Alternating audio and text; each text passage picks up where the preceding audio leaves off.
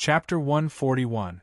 Gohan had never thought that he would be able to use all the information he had read in order to study the Instance Dungeon. The first 7 questions of the history exam, such as who was real, Yi Liangchen and Zhao Ritian? Which was the TV station? CCTV or CCAV? Squatting on radish? Squatting on radish? Squatting on radish? Squatting on radish? Squatting on radish? Squatting on radish? Squatting on radish? Squatting on radish? Squatting on radish? Squatting on radish?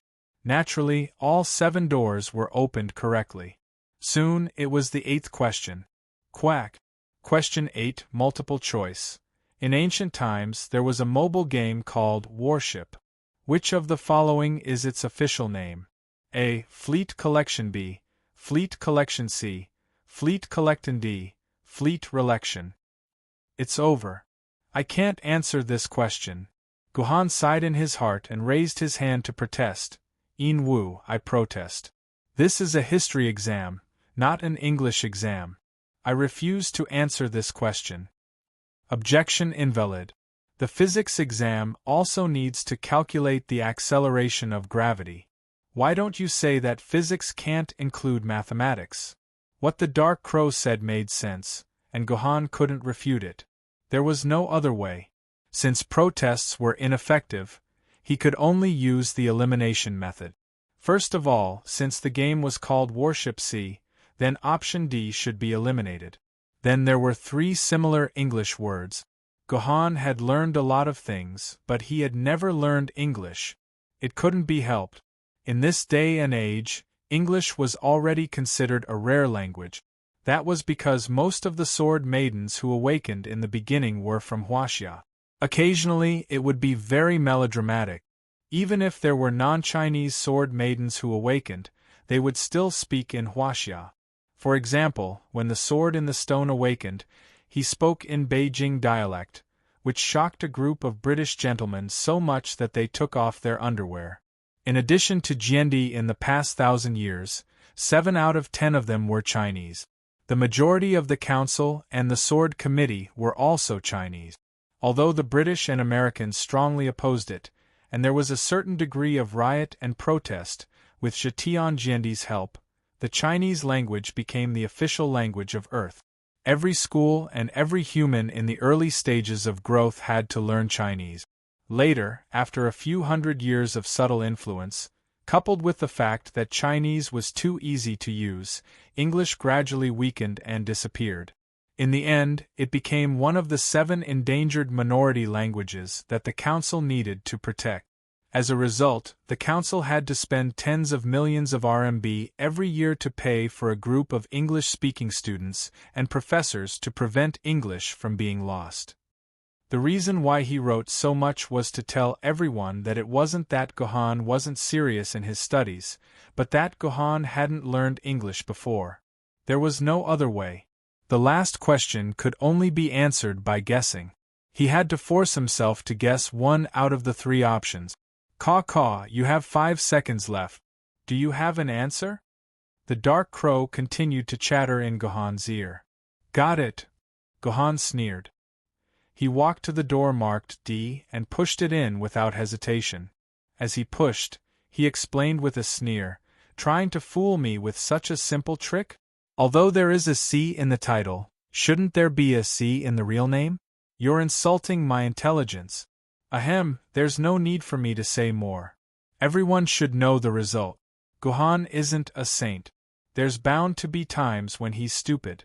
Let's not be too harsh on Gohan. Gohan pushed the door open and was stunned to find himself standing on a roaring sea. It was a roaring sea. There was an island, sunlight, seagulls, coconut trees, and walls.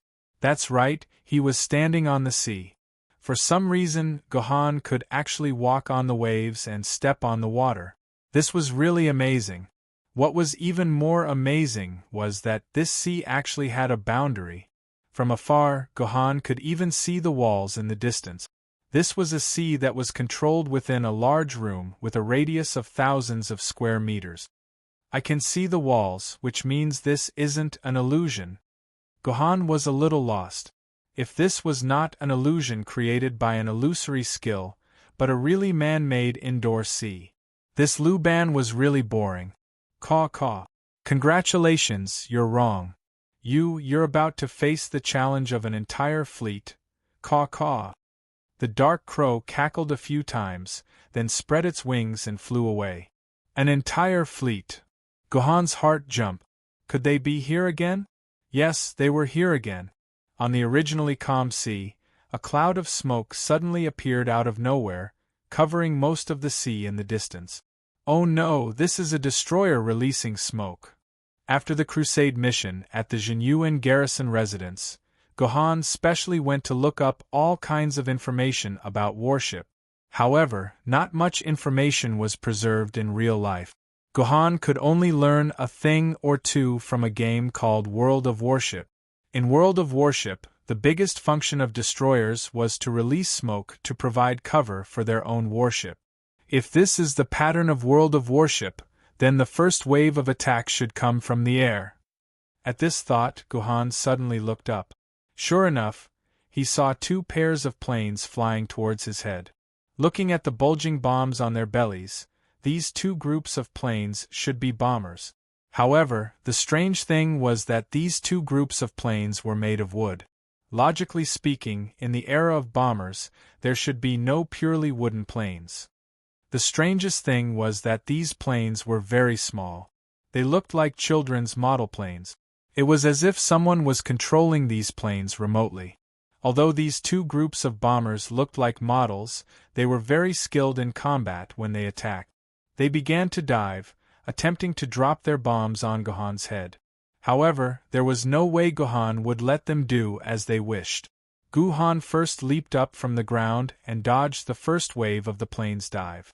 At the same time, the Yu-King sword in Gohan's hand slashed at the sky. Like a skewer of Tonghulu, it skewered a group of 6 planes and sliced them in half. The other group of planes saw that the situation was not good. They did not even drop their bombs and turned around to fly back into the smoke. How could Gohan let them go?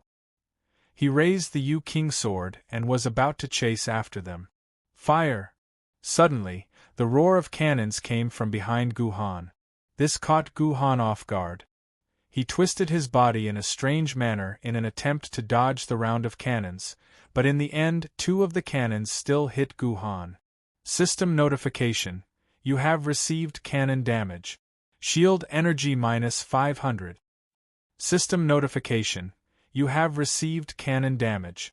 Shield energy -534. He did not expect the attack power of the cannons to be so strong. It directly took away a quarter of the energy of Gohan's personal shield. Wasn't this attack power a little too unreasonable? In fact, it was not unreasonable. This dungeon was designed for famed sword-level swordsmen, so the attack power was set according to the strength of a famed sword-level swordsman. And although Gohan held the Yu-King sword and disguised himself as a famed sword-level swordsman, he was actually an ancient sword-level swordsman. His sword element was only around 2,500, which was 4 times the minimum of 10,000 for a famed sword-level swordsman. It was not strange for 2 cannons to take away a quarter of his HP. Forget about the planes. First, get rid of the cannons on the battleship. Gohan made a prompt decision and turned around. He saw the culprits that had just killed him. 2 cruisers were traveling side by side. They were like planes, and they were less than twice the size of Gohan. The entire hull was made of wood, and even the cannon barrels were made of wood. It was hard to believe that Lu Ban, the ancestor of carpentry, could make the wooden cannons fire without burning them. Seeing Gohan charging towards them, the 2 cruisers immediately split into 2 combat units. One headed east and the other headed west. They were very fast, and they were not much slower than Gohan's full speed. The strategy of these 2 cruisers was very obvious. One would be the bait to attract Gohan's attack, while the other would try to stay as far away from Gohan as possible. It would maintain a safe distance and fire at Gohan. In other words, no matter which battlecruiser Gohan chose to attack, the other battlecruiser would be in a safe environment and attack Guhan without any pressure. Facing this situation, Guhan had to come up with a new strategy. This strategy was also very simple. It was to release a certain guy who had been slacking off. King Yu, come out. Guhan forcefully threw the Yu King sword in another direction. The Yu King sword dissipated in the air before turning into a sword Maiden form. Annoying, despicable person. Didn't I say that I don't want to come out and fight recently? King Yu angrily stood on the surface of the water, causing a huge splash under his feet. Stop messing around. There's no one else here. Guhan said this and ignored King Yu's complaint. He took out the Qinpin sword and charged towards his target. Scoundrel! So embarrassing! King Yu stomped a few more times and obediently charged towards the other cruiser. Before this, the King of Yu was wearing traditional Yu leather armor. Although it wasn't made of much material, it still covered her breasts well. The lower half of her body was also covered above her knees. She also had a pair of arm guards on her arms and a pair of thick leather boots on her feet. Overall, it covered quite well. Only half of her arms, a small area of her abdomen, and a portion of her calves were exposed. It wasn't a very revealing outfit. But the current King Yu was different. The breastplate that originally covered her breasts was only the size of a small mound. The protective wall was still there, but it had become hollow. The shoes were still there, but they had turned into sandals. Most importantly, the lower part of King Yu's body, the armor that was originally even tighter than safety pants, had now turned into a complete underwear. At the edge of the underwear was a series of small tassels that fell down like a curtain, barely covering King Yu's thighs. However, this sense of mystery only made it more obvious, making men's imaginations run wild. No wonder King Yu, who loved freedom, was unwilling to come out in sword maiden form. In his words, "This posture, this king is too embarrassing." Chapter 142. Although the two cruisers ran very fast, they were quickly caught up by Guhan and the King of Yu.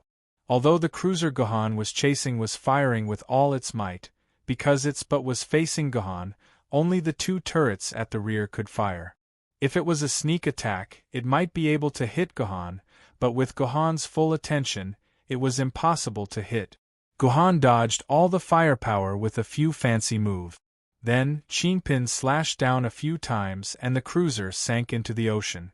Guhan got rid of the cruiser, but on the other side, the King of Yu's situation wasn't too good.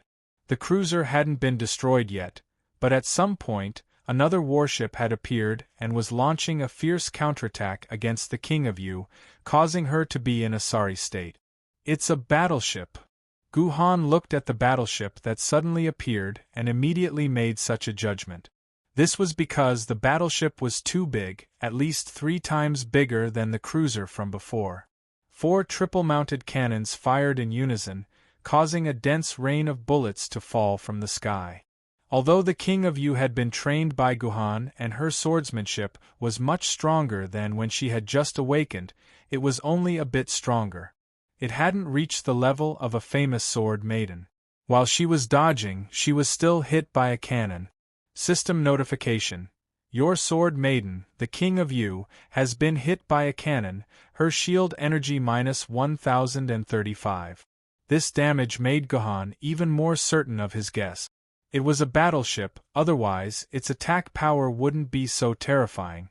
King of Yu, it takes time for the battleship to fire in unison. Hurry up and get rid of the cruiser next to you. I'll deal with this battleship.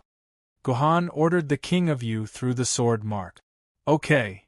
The King of Yu was very obedient and immediately chased after the cruiser that wasn't far away. Meanwhile, Guhan ran directly towards the huge battleship.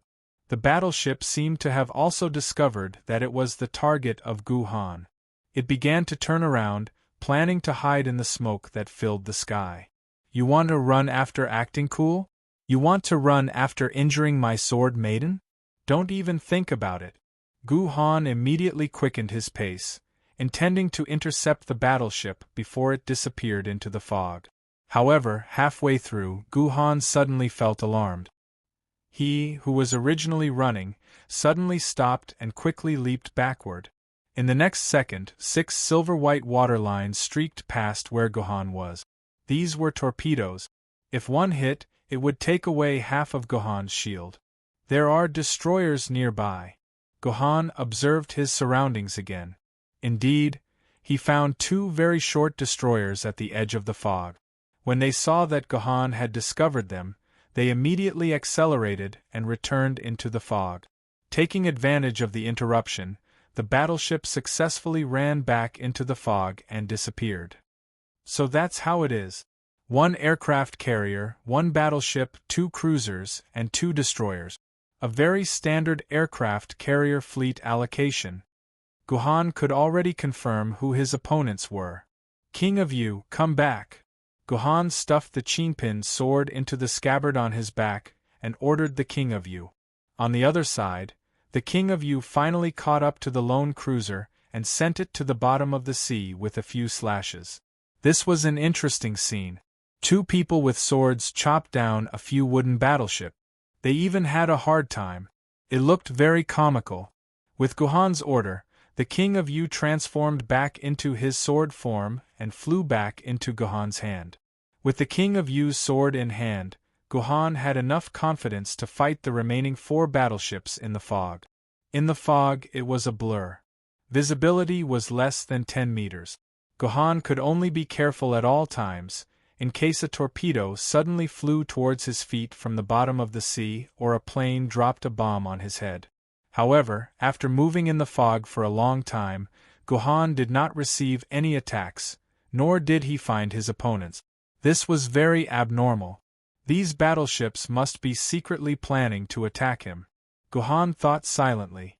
Suddenly, the fog started to dissipate and the indoor ocean regained its full visibility. However, the remaining aircraft carrier, battleship, and 2 destroyers were nowhere to be seen. Guhan became vigilant. This place was definitely filled with killing intent. Ga. That noisy voice entered Guhan's ears. The dark crow flew back to Guhan's side. Ga. Young man, let's continue. The dark crow's hoarse voice was about to test Guhan again. Wait! Guhan interrupted the dark crow's question. I answered wrongly just now, so I need to defeat the battleship before I can continue. That's the setting, right? Ga. That's right, that's the setting. If you answer wrongly, you will receive the corresponding punishment. But the battle isn't over yet. There are still 4 battleships. I haven't destroyed them yet. Logically speaking, if they suddenly stopped fighting halfway, not only would Guhan feel uncomfortable, but the people watching would also feel uncomfortable. Ga. What a stupid human. Who set the rule that all battleships must be destroyed? You said it, crazy. Ga. 9th question, short answer. May I ask who are the 4 legendary beauties of China? Ga. You have plenty of time to answer this question. It doesn't matter even if you answer until tomorrow. 4 beauties? Guhan was stumped once again. This was really a difficult question. Perhaps only a few people in the world knew who the 4 beauties were. In fact, the names of Wang Zhaojun and Jiao Chan of the 4 great beauties had already disappeared from this world. Right, Guhan remembered that in some ancient ruins, a sword-bearer found a composition that seemed to be written by a junior high school student. Although the words had basically disappeared, with the help of advanced technology, a part of the content could still be distinguished. Guhan remembered that the title of this essay was, "The 4 Beauties of the Horizon Fall in Love with Me." It was a junior high school student's essay. The parsed content seemed to be about the 4 beauties of the horizon falling in love with him, and then they lived happily ever after. However, most of the words could not be recovered. But the names of the 4 beauties of the horizon were miraculously recovered. They were Yen Skuan, Zhong Liang, Qiao Ziyu, and Hua Sua. Could the 4 beauties that the dark crow mentioned be these 4 beauties of the horizon? It was very possible. First, the numbers matched, they were all 4. Then, the horizon sounded like the world was big. Didn't the 4 beauties of the horizon mean the 4 most beautiful women in the world? Of course, the most important thing was that Gohan couldn't think of any other answers. These 4 were the most similar. Whatever, he would choose them. When Gohan opened his mouth and was about to confidently report this answer, he suddenly heard King Yu say in his mind, "I remember that Shi-Guang is one of the 4 beauties." Shi-Guang? Gohan felt that he had heard this name before, but he couldn't remember where. But instinctively, he felt that Shi-Guang should be more reliable than these 4 beauties. Thus, Gohan decided to ask King Yu. "King Yu, who is this Shi-Guang you mentioned? Is she very beautiful?" "Beautiful?" King Yu's tone was very strange. "Although I don't want to admit it, beauty isn't enough to describe Shi-Guang. I've interacted with her for a period of time. If I had to rank the 4 most beautiful women in China, I think Shi-Guang wouldn't be off the list." "She's that beautiful?" Gohan was stunned. This Shi-Guang could make a woman like King Yu admit her beauty in such a sincere and jealous tone. Just how beautiful was this Shi-Guang? "King Yu, what kind of person is Shi-Guang?" "She's a pitiful person. In order to complete this king's grand plan, she was given as a gift by this king to that little whore King Wu Fuchai. I feel like I've let her down. In the end, after this king killed King Wu Fuchai, she wanted to escape. I pretended not to see it and let her elope with that disloyal family. Now that I think about it, it's quite a pity. This king didn't even have time to get to her, and all the benefits were taken by that King Wu Fuchai." "King Wu Fuchai? You're talking about King Wu Fuchai." Gohan recalled that among the sword ladies, there was also King Wu Fuchai. From the name, it sounded very similar to King Yu's Gojian sword. "That's right. I heard that guy is still a sword lady at the treasure sword rank. This king is dying of laughter. He humiliated this king for 10 years, so he should be at the treasure sword rank for 1,000 years. King Yu's words were incoherent and Gohan didn't really understand. However, at the mention of King Wu Fuchai, Gohan thought of something. Legend had it that after King Wu Fuchai was born, the sword lady would urge her sword wielder to snatch the Huan Sha sword every 2 or 3 days. Thinking about it carefully, when the Huan Sha sword filled in its name, it never wrote Huan Sha. Instead, it wrote Shi-Guang. Could Huan Sha be the Shi-Guang that King Yu spoke of? "King Yu, let me ask you, is Huan Sha Shi-Guang?" Gohan asked anxiously. "Huan Sha? Perhaps. When I found her back then, she was washing yarn in the river. Tsk, she's so beautiful when she's washing yarn. That little figure is amazing." For some reason, Gohan could hear a thick sense of vulgarity in King Yu's words. The reason why Gohan wanted to confirm that the scrubbing sword belonged to Shi-Guang was that the scrubbing sword, the Yu Maiden sword, the Moon Laurel sword, and the Emperor Enviwa sword were collectively known as the 4 most beautiful sword ladies by the swordbearers. It was because the sword ladies of these 4 swords were recognized as the 4 most beautiful sword ladies by their swordbearers. They were Shi-Guang of the Huan Sha sword, Yu Nu Qing of the Yu Nu sword, Chang-Yi of the Moon Laurel sword, and Nuwa of the Emperor Wa sword. "Dark Crow, I have an answer." After a scientific analysis, Gohan confidently gave his answer. Chapter 143. Oh, that's right. I didn't expect someone to know the answer to this question. How interesting! The Dark Crow cackled. Gohan actually got it right. Could the answer really be Shi-Guang, Yu Nu Qing, Chang-Yi and Nuwa? Of course not. Although there were many mistakes in the historical data recovered by BAT, things like the 4 beauties couldn't be wrong. Gohan's final answer was Shi-Guang, Wang Zhaojun, Diao Chan, and Yang Yuhuan. The standard correct answer. However, Gohan had only heard of Shi-Guang and Yang Yuhuan before entering this instant's dungeon. He had never heard of Wang Zhaojun and Diao Chan. How did he know the correct answer? This was all thanks to King Yu. Just as Gohan was about to give the wrong answer to the Dark Crow, King Yu suddenly said, Someone said that she sure isn't as beautiful as Yang Yuhuan. Just this one sentence made Gu Han swallow his answer in an instant. He then asked King Yu in a gentle tone, "King Yu, who is that someone? And who is Yang Yuhuan?" "That someone is naturally that fleeting calendar who got stabbed by you. Alright, you guys call him Kanzu now." This was the second time King Yu took the initiative to mention Kanzu. Last time, King Yu was indignant at the injustice and wanted to take revenge for Kanzu. This time, he was talking about Kanzu in a mocking tone. "Back when I was with Fleeting Calendar, he was always thinking about meeting all four of the four great beauties of Huaxia. He even planned to get intimate with all four of them. After talking about them for so long, I've memorized their names." King Yu's words were reasonable. The sword ancestor was a 15-year-old human before the Great Calamity.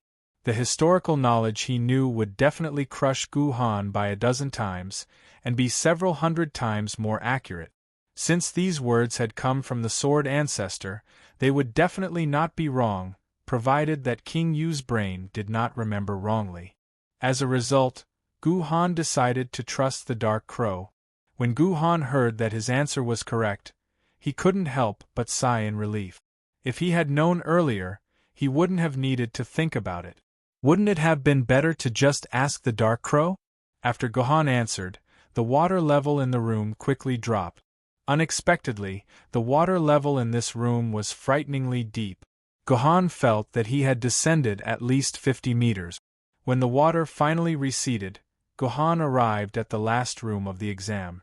"Caw, I didn't expect a human like you to get to the 10th question and only get one wrong. You really have some ability. I hope you can answer the last question correctly." The Dark Crow cawed and flapped its wings as it flew down. "This question is a realistic question. The question is..." The Dark Crow dragged out its unpleasant voice. After a while it said, "Guess it yourself." After leaving behind this elusive sentence, the Dark Crow disappeared once again. Following its disappearance, the entire room began to tremble. A ray of sunlight shone down from the roof. At the same time, a hole opened up in the wooden floor. Trees, soldiers, warhorses, houses, rockery, and commoners rose from the ground. At the center of the room, a huge decorated archway rose up. These changes came very suddenly and ended very quickly. When everything quietened down, Gu Han took a closer look and found that the things that rose up were all made of wood.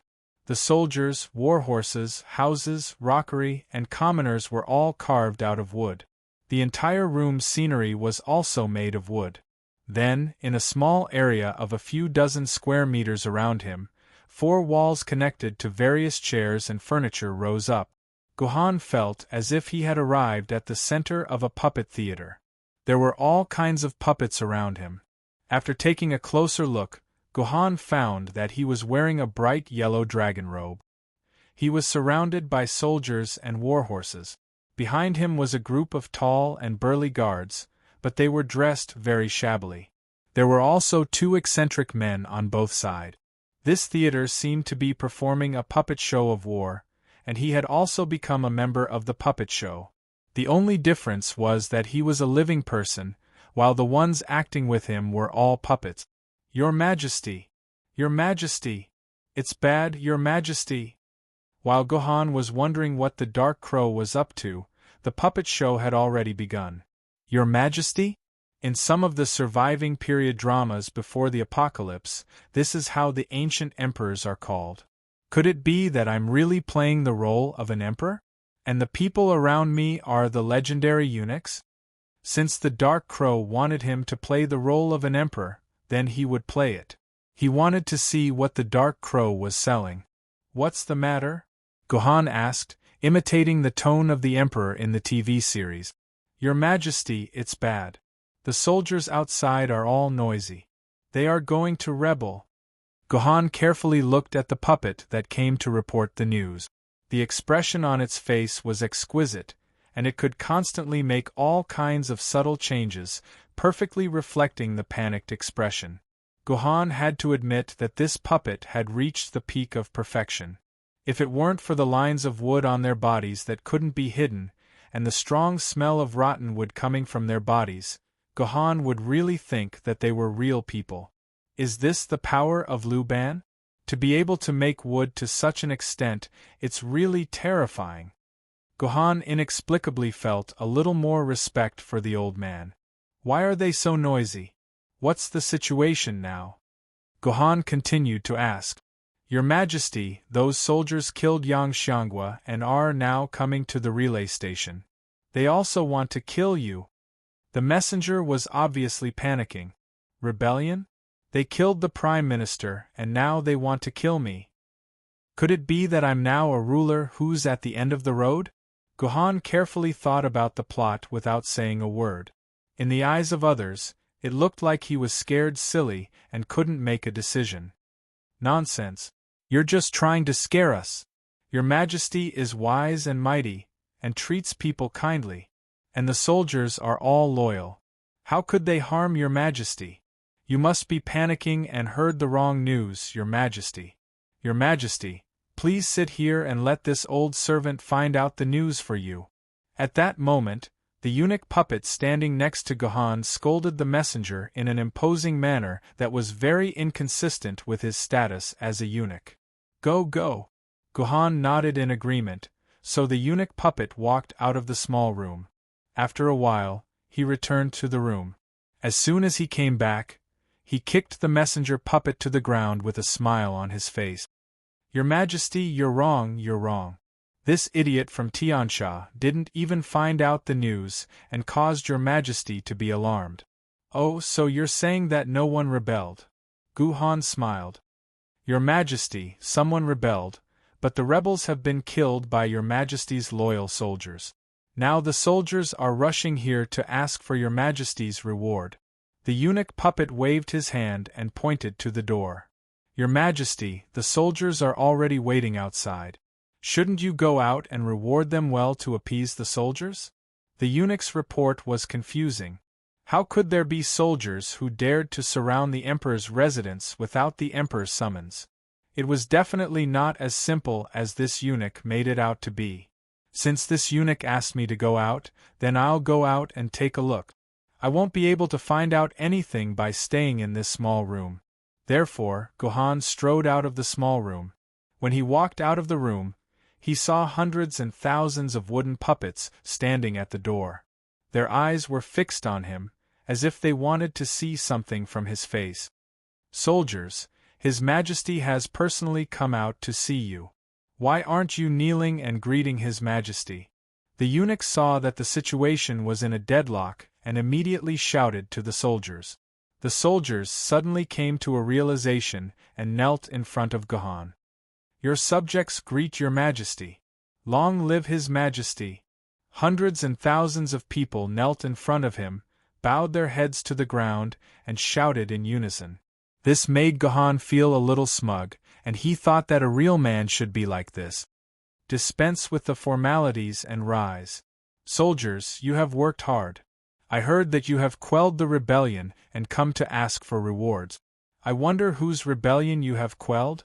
Gohan looked at the puppet soldiers below with a smile. Your Majesty, the traitorous minister Yang Guozhong attempted to rebel and was discovered by the soldiers. He has been killed. This traitorous minister used to abuse his power and plunder the people's wealth. The people of the Tang Empire hate him to the bone. Today, he has been executed. The one who spoke was a guy in a mighty armor. He looked different from the other soldiers and should be a general. Yang Guozhong, the Tang Empire. These two names lingered in Gohan's mind, which made Gohan roughly understand what kind of plot he was in. This should be the Tang Empire in the Middle Ages. He was playing the role of Emperor Xuanzong of Tang, Li Longji, who was killed by the Ungshi Rebellion and escaped from Chang'an. Chapter 144. The history of the Tang dynasty was relatively complete in the year 3001. It was probably because the Tang dynasty was the most prosperous dynasty in Huaxia. The only dynasty with more information than the Tang dynasty was the Qing dynasty. Guhan didn't understand why the Qing dynasty could preserve more information than the Tang dynasty. As a historical expert, Guhan understood his situation when he heard that Yang Guozhong had been killed. He was playing the role of Emperor Xuanzong of Tang, Li Longji, and Yang Guozhong was the woman he loved the most, Yang Yuhuan, the brother of Yang Guifei, one of the four beauties, and the prime minister he trusted the most.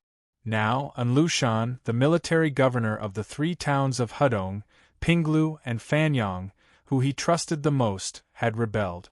Moreover, the rebel army was very ferocious and had even threatened the capital, Chang'an. Emperor Xuanzong of Tang was in a panic, so he fled to Sichuan with his favorite Yang Guifei. When they reached Mawei Station, the army rebelled, killed Yang Guozhong, and threatened him. If Guhan wasn't wrong, they would force him to kill Yang Yuhuan. As expected, the mighty general puppet knelt in front of him and begged, "Your Majesty, Yang Guozhong was killed for his treason. Yang Guifei shouldn't serve you anymore. Your subject, Chen Xuanli, begs your Majesty to kill Yang Yuhuan to appease the hearts of the people." Chen Xuanli said that he wanted to appease the hearts of the people, but he actually wanted to appease himself and the soldiers who killed Yang Guozhong. They killed Yang Guozhong, the brother of Emperor Xuanzong of Tang's beloved woman, Yang Yuhuan. Emperor Xuanzong of Tang might not punish him for his own life, but if he didn't kill Yang Yuhuan, once Emperor Xuanzong of Tang reached a safe place, Yang Yuhuan would probably ask him to kill them to avenge Yang Guozhong.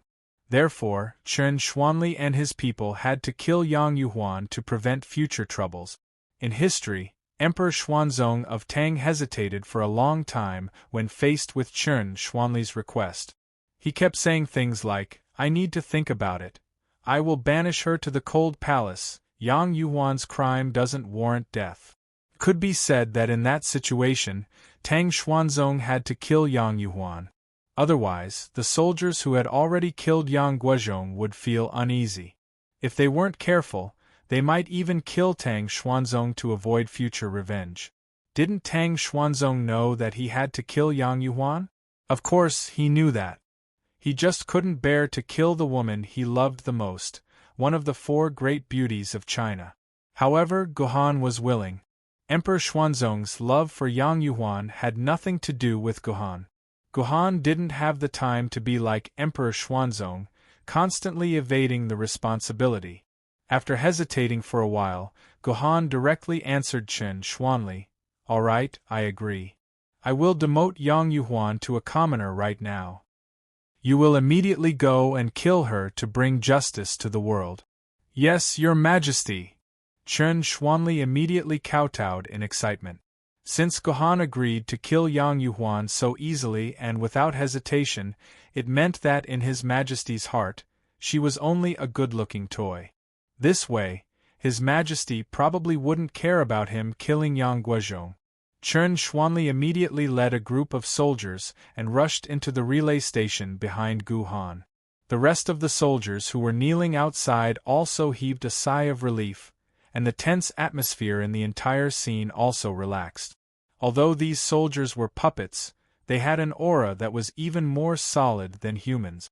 Even Guhan couldn't handle this aura. He praised Liu Ban's technique again. "Your Majesty, save me. Your Majesty, Yuhuan doesn't want to die. Yuhuan wants to accompany Your Majesty for the rest of her life. Your Majesty, please save Yuhuan." Guhan heard a sad and moving voice behind him. The owner of this voice should be Yang Yuhuan. Compared to Chen Xuanli, the eunuchs, and the other puppets, Yang Yuhuan's voice was exactly the same as King Yu's. Wait, it was exactly the same as King Yu's. Guhan turned around abruptly and saw a group of puppet soldiers dragging a woman. One of the strongest soldiers was holding a piece of white silk in his hand and was trying to wrap it around the woman's neck. It seemed like he was planning to strangle the woman to death. Thinking about it, it was a bit funny. How could puppets be strangled to death? Their necks were made of wood. However, Guhan couldn't laugh because that woman wasn't a puppet, but a real woman. Furthermore, she looked exactly the same as his King Yu. It was completely the same. That was definitely a real King Yu and not a fake puppet. King Yu, are you there? King Yu? Guhan called King Yu through the sword mark, but there was no response.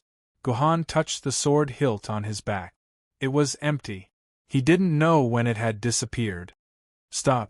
Guhan's sudden roar stunned all the puppets. The puppets that were grabbing Yu Huang also stopped their hand. You, let me ask you, are you King Yu or Yang Yuhuan? Guhan pointed at the woman that looked exactly the same as King Yu. He didn't know if this woman was the King Yu who disappeared behind him. Your Majesty, I'm Yuhuan. I'm your most beloved Yuhuan.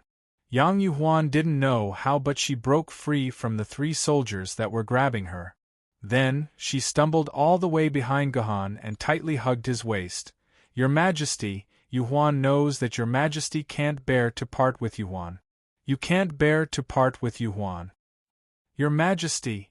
Chen Xuanli heavily knelt in front of Guhan and sincerely said, Your Majesty, please put down your personal feelings and think about the hearts of the army and the people. Your Majesty, Yang Yuhuan must die. She must be killed. Otherwise, the hearts of the army will not be at ease, Your Majesty. As if to prove Chen Xuanli's words, the thousands of puppet soldiers who were kneeling on the ground suddenly raised their heads and looked at Guhan in unison. Their eyes were filled with determination, a determination that if they did not kill Yang Yuhuan, they would rebel against their superiors. Your Majesty, Yang Yuhuan, who looked exactly like King Yu, was frightened by this aura and screamed. She hugged Guhan's waist even tighter. Get up! Guhan stopped Yang Yuhuan and carried her in front of him. Guhan's hands wandered around Yang Yuhuan's body. This was a pair of soft, living bodies, not a piece of wood. Your Majesty! Yuhuan's body softly stuck to Guhan's chest. Her body fragrance floated into Guhan's nose. Even this smell was exactly the same as King Yu's. I know you're not King Yu. Guhan straightened Yuhuan's body and then distanced himself from her. King Yu will never lean against my chest. Also, Guhan pressed his hand on the crack between Yuhuan's buttocks. Also, I can't pull out a sword hilt here. Your Majesty, are you still going to give up on Yuhuan and let them kill her? Yuhuan looked at Guhan with teary eyes. I won't. Guhan sighed. He placed Yuhuan on the ground and had her sit properly. Guhan didn't understand what was wrong with him. Since he knew Yuhuan wasn't King Yu, why did he still go up? Was he still the same person who could kill Fleeting Calendar without hesitation 2 weeks ago? Was he still the same person who could kill Fleeting Calendar with a single slash? When did he have a woman's heart? Your Majesty, please reconsider. Chen Xuanli kowtowed heavily on the ground when he heard Guhan's words. Your Majesty, please reconsider. 1,000 puppets spoke in unison. Their voices were so loud that they seemed to be able to shake the 9 heavens. Guhan drew his Qinpin sword and placed it in front of Yuhuan. There's no need to reconsider, or else I'll really regret it. If you want to kill her, kill me first. After saying this, Guhan suddenly burst into laughter, so it feels pretty good to say such immature lines. Your Majesty, sorry for the offense. Seeing that Guhan had made up his mind, Chen Xuanli kowtowed to Guhan one last time and suddenly stood up. 1,000 bull guards, raise your spears. Send the imperial concubine on her way. Crash! 1,000 soldiers raised their wooden spears at the same time and aimed at Guhan and King Yu behind him. 9 swords of mysterious heaven, sword of the abyss. Guhan didn't waste any words. 5 rays of sword chi shot out from his Qinpin sword and swept towards the neatly arranged puppets like a long whip. The might of sword of the abyss sword chi was terrifying. A few dozen puppets were hit by the sword chi and turned into a pile of splinters on the ground. However, a few dozen puppets were undoubtedly not enough to deal with 1,000 soldiers. Kill. The 1,000 bull guards weren't afraid of the sword chi. They quickly charged in front of Guhan and stabbed at Guhan with their spears. Guhan raised his Qinpin sword and blocked 7 or 8 spears in front of him. However, 4 or 5 spears stabbed at Gohan's back. Go to hell! Gohan turned around and chopped the 2 puppets behind him into pieces. However, a few more spears came stabbing towards him. Although Gohan's swordsmanship was unparalleled, he was helpless against an army that could kill any martial arts expert. His sword essence was only enough for Sword of the Abyss to release 25 rays of sword chi. Just now, 5 rays had only killed a few dozen. Even if it was multiplied by 5 times, it would at most kill 200. Against this army, it was like trying to put out a cart of firewood with a cup of water. Moreover, at this time, Gohan's sword mark was Chinpin, so his physique was naturally that of an ancient sword Chinpin. If Gohan had King Yu's physique, he could drag it out for 1 or 2 hours and slowly finish off these puppets. However, his current physique was only a few times stronger than a mortal's. Let alone an hour, even 5 minutes of intense battle would be too much for Gohan's body. Chapter 145. Thousand Bull Guard. Fight to the death. The Thousand Bull Guard was worthy of being the elite force that protected the great Tang Emperor. Even when fighting against their master, they were still able to maintain an extremely complete formation and formidable fighting strength. It was hard to believe that such an army would be scared into fleeing by the Enlushan army, which they hadn't even caught sight of yet. No matter how powerful an opponent was, Gohan was confident that he could rely on his movement technique and swordsmanship to toy with them. But when fighting against an orderly army, Gohan's swordsmanship wasn't enough. This was the first time Gohan had felt despair. The Thousand Bull Guard's formation was simply too tight. Even though Gohan had already slaughtered more than 100 puppets, the remaining puppets were still fearlessly charging at Gohan. Graceful movement techniques and peerless swordsmanship were all meaningless against an entire army.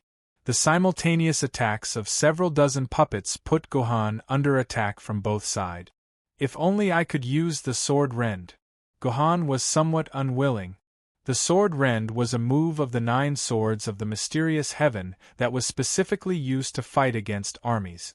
Each move was an area of effect attack, and it was much more effective against these puppets than a pure sword chi like the Sword of the Abyss. Thousand Bull Guard Hawk Formation. Chen Xuanli, who was commanding the army, gave the order to change the formation. The entire army instantly changed from the originally loose formation to the extremely powerful Hawk Formation. The pressure that Gohan faced instantly increased by more than several times. Several dozen seconds later, Gohan's body suddenly rippled and then shattered. System notice: Player Gohan, your personal shield has shattered. Time to reset, 30 seconds. Under the assault, the personal shield that had come from Qing Pin finally couldn't bear the pressure and shattered. This meant that Gohan had to use his own body to withstand the attacks of the dozen wooden spears. Damn it! Don't look down on these spears just because they were wooden spears. Imagine a dozen or so wooden spears stabbing into your stomach at the full speed of a devilish brat. That kind of numbing feeling on your back, and you'll know what kind of situation you're in. He didn't need to hit it too many times. He only needed to hit it 40 to 50 times. Even with the buff from the poor sword, Gohan would still die immediately. Therefore, Gohan couldn't let the wooden spear hit him. Sword of the Abyss. Another 3-sword chi swept around Gohan like a whirlwind, shredding the dozens of IE puppets around Gohan to pieces. Gohan also took this opportunity to clear a gap. Let's go. He picked up Yang Yuhuan, who was behind him, and leaped into the air. Then, he used the heads of the puppet soldiers as plum blossom stakes, stepping on them one by one in an attempt to escape the encirclement. Your Majesty, please kill Yang Yuhuan. Before Gohan could take a few steps, 5 wooden spears suddenly appeared in front of Gohan in a fish-scale formation. I can't dodge. Facing 5 wooden spears, Gohan, who could even dodge the attacks of U-level Yuan Ko and Zayuneta, actually thought that he couldn't dodge them. If Gohan had enough sword chi, he could use Sword of the Abyss to defend against the 5 wooden spears. However, the sword chi in Gohan's body was only enough to release the last 3 Sword of the Abyss. How could he have enough to use Sword of the Abyss? Although Gohan tried his best to dodge, one of the wooden spears hit Gohan's abdomen. An overwhelming pain instantly spread throughout Gohan's body. He could no longer run on the heads of the puppets and fell to the ground. Then, he was instantly suppressed by the dozens of wooden spears of the surrounding puppets. Your Majesty, I deserve to die 10,000 times. Chen Xuanli slowly walked in front of Gohan. The 5 wooden spears that Gohan couldn't dodge just now came from his hands. Your Majesty, I beg your Majesty again to hand Yang Yuan over to me so that I can kill her as an apology to the world. You're just a puppet. Gohan sneered and spun the Qinpin sword in his hand. The last 3 sword energies rose from the ground and directly rushed towards Chen Xuanli, who was beside Gohan. At this distance, Gohan was confident that Chen Xuanli wouldn't be able to dodge his sword energies. Indeed, Chen Xuanli did not dodge, or rather, he did not dodge at all. He allowed the sword chis to slash his puppet body. But unlike the soldier puppets that were shattered by the sword chis, the 3 sword chis only left capsule-sized scratches on Chen Xuanli's body. They did not cause any fatal damage to Chen Xuanli. I should have thought of this. Since you're a puppet general, the materials used to make your body should be different from those small fish. Gohan sighed. He had used up the last bit of sword energy in his body and was pressed against the ground by several dozen puppets. He couldn't escape. Your Majesty, I ask that you issue a decree to execute Yang Yuhuan and restore justice to the people of the world. Even though the Emperor Gohan was pressed to the ground like a dog, Chen Xuanli still very respectfully knelt in front of Gohan and begged Gohan to kill Yang Yuhuan. I ask that your Majesty issue a decree to execute Yang Yuhuan and restore justice to the world. The puppet soldiers that had just been fighting to the death with Gohan also knelt together with their general and begged Gohan to issue a decree to execute Yang Yuhuan. Li Longji, Yang Yuhuan has committed all sorts of evil and is not tolerated by the heavenly Tao. She should be executed. Don't disregard the heavens and ruin the destiny of your great Tang. Tens of thousands of rays of light suddenly descended from the bright sky. There were celestial maidens dancing in the air, colorful lotuses bursting forth, and endless Sanskrit shuttling back and forth. Good, now even the gods of the heavens had appeared and begged Gohan to kill Yang Yuhuan. This scene was so imposing that even the most staunch of men would find it hard to suppress the fear in their hearts. I refuse. Gohan's eyebrows rose. You're just a bunch of puppets, she's just a puppet. How could I, the military governor, listen to the orders of a bunch of puppets like you? Do you think that you can confuse me with this flawed play? Gohan raised the Qinpin sword. Although he was on the ground, he still kept the tip of the sword aimed at Chen Xuanli's head. We issue a decree that Chen Xuanli deceived the sovereign and defied his superiors and should be executed. We issue a decree that the entire 1,000 Bull Guard is a traitor and should be executed. Chen Xuanli and the group of soldiers were slapped in the face with 2 resounding words. Chen Xuanli's unchanging scowl finally had a strange change. Your Majesty, have a safe journey. A wooden spear heavily struck Gohan's temple, and Gohan instantly fainted. When Gohan woke up again, he had already returned to the classroom from which he had set off. He was sitting alone on a chair, and there was no one around him. Junior, you're awake. The dark crow suddenly flew down from the lectern and landed on Gohan's desk. However, this time, the dark crow's voice wasn't that hoarse voice of a crow, but that of Lu Ban's. Are you Senior Lu Ban? Gohan greeted the dark crow with a fist. The dungeons of the game were adapted from real history and then partially processed. In other words, the fantastic scenes that Gohan had just experienced were personally experienced by the group of sword-bearers who had really saved King Arthur hundreds of years ago. This Yuan Ko Lu Ban would definitely be able to create the uncanny labyrinth in reality. This level of carpentry was something that Gohan could never achieve in his lifetime. In the existing human data on Yuan Ko, Lu Ban was a very mysterious person. Many sword bearers had met him, but they had never seen him fight, so it was impossible to judge Lu Ban's Yuan Ko level. However, in the data, there was a sentence about his level, at least universe level Yuan Ko. It's me. Junior, you chose the most difficult history, but I didn't expect you to be the first one to come out. I couldn't help but be curious, so I came to see you and talk to you. How many years has it been since I've spoken to a real human? Although Lu Ban was using the Dark Crow's body, no expression could be seen on his face. However, that sense of desolation was completely revealed. Senior, are you not contaminated by filth? Gohan was a little puzzled at first. This Lu Ban did not seem to have any intention of killing him. Otherwise, he would have died without a doubt. There are many things that young people care about. My situation is a little special, so I won't tell you the details. I don't want you to cause me trouble. Lu Ban laughed heartily. However, you're quite capable despite your young age. You actually managed to injure my 18 wooden generals. TSK. These wooden generals were forged from the peach tree garden of immortality.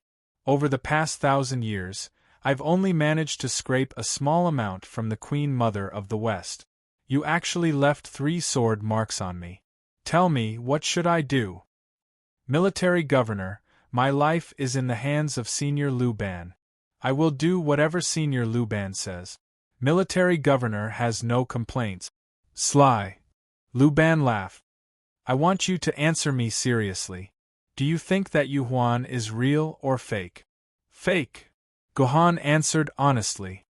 I couldn't touch her sword hilt. Sword hilt? What do you mean? After all, Lu Ban rarely interacted with sword bearers and other Yuan Ko, so he did not know what a sword hilt was. So, Gohan explained the meaning of a sword hilt to Lu Ban. I see. This old man was careless. I will make another sword hilt next time. By the way, where's the hilt of your sword? On my butt. Gohan answered honestly without batting an eyelid. Lu Ban was speechless and did not know what to say. Then let me ask you again. Since you know that she is not your sword lady, why do you still protect her? Lu Ban's tone was full of gossip. My sword lady, even if she has the same face, I, military governor, will not allow any harm to be done to her. Chapter 146. Shameless, despicable person who wants you to protect me, Gohan said. My sword lady, even if she only has the same face, I, the military governor, will not allow any harm to be inflicted on her. After saying this, a person suddenly rose up from the side of Gohan's chair and used a tsundra tone to complain about Gohan. This person was naturally none other than the missing sword lady, the King of Yu. Sorry, in order to play a little game with you, Your Highness King Yu, I invited Your Highness King Yu to the audience for a while. Your Highness King Yu saw your performance just now. Old man Lu Ban said in a naughty tone. Don't talk, I haven't settled the debt with you yet. Surnamed Gongshu, I, King Yu, am still your senior. Is this how you treat your senior?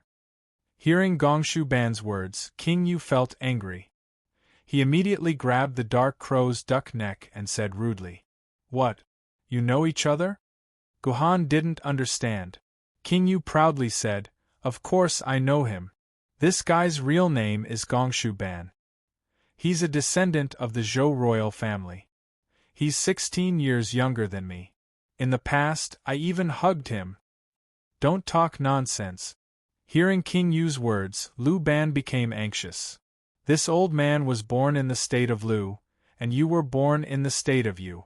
The two are thousands of miles apart. How could you hug this old man? That's right, that's right. King Yu waved his hand.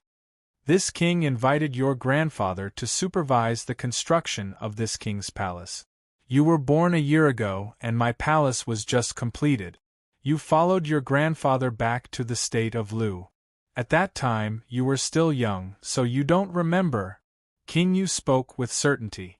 However, Lu Ban was born 16 years later than King Yu.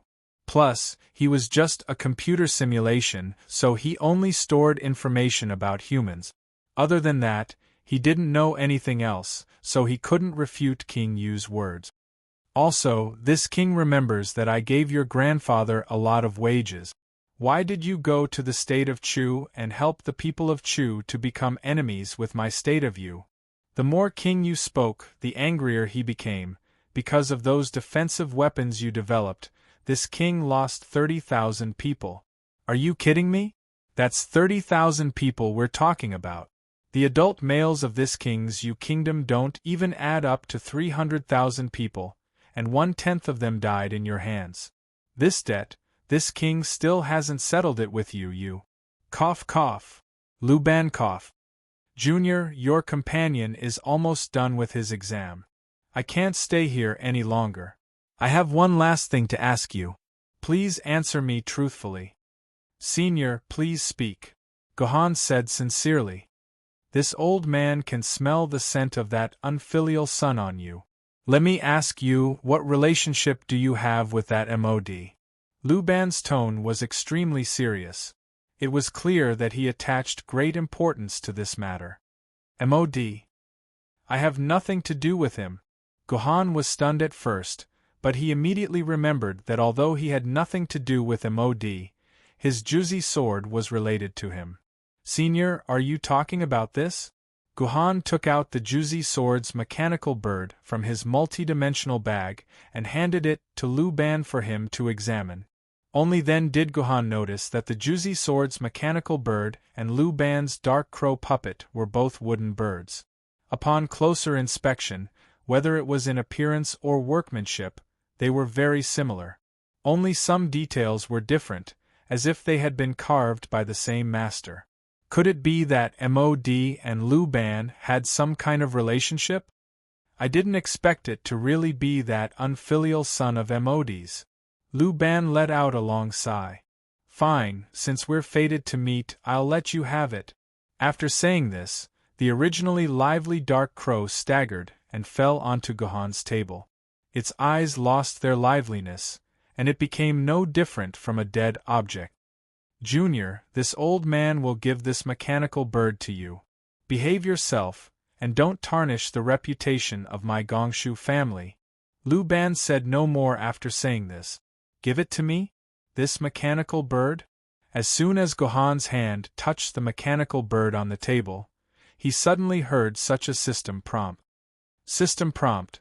You have discovered the Juzi sword's mechanical bird. Do you want to pick it up? Please note that this item is a dungeon quest item. Once you pick it up, you will become an in-name disciple of the Gongshu family, which will have a certain impact on your future. I will become an in-name disciple of the Gongshu family if I pick it up? Gohan suddenly felt that this routine was very familiar. It seemed that a few days ago, he had also experienced this kind of routine. That time, he ate a 6 revolutions immortal pill of Rin School and was forced to become an in-name disciple of Rin School. It was indeed a trap. Although he knew that it was a trap, Gohan still did not intend to give up. He already had 5 tokens of the Juzi sword, and this would be the 6th. Although he did not know how powerful the Juzi sword was, judging from the hidden information on the internet, this Juzi sword was definitely not simple. Even if he could not become his own sword maiden in the future, it would not be bad to give it to Song Hama, Liuyan Ling, or sell it. Wait, why did I think of giving it to Liuyan Ling? After Lu Ban left, only Gohan and King Yu were left in the classroom. Gohan had many questions about what had happened just now. He turned around and was about to ask King Yu something when he saw King Yu's face turn red. His body flashed and turned into a sword that was placed on the table. King Yu, can we talk properly? Gohan flicked the blade. How are we going to communicate like this? Why can't we communicate? Aren't I talking to you properly? King Yu said in Gohan's mind.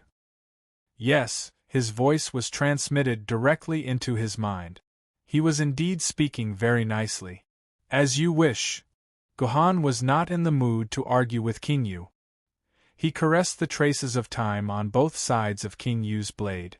King Yu, how many years has it been since you were born? About 3,500 years. Bastard, don't touch my body. Take your dirty hands off me. Interesting, Gohan caressed King Yu in her sword form.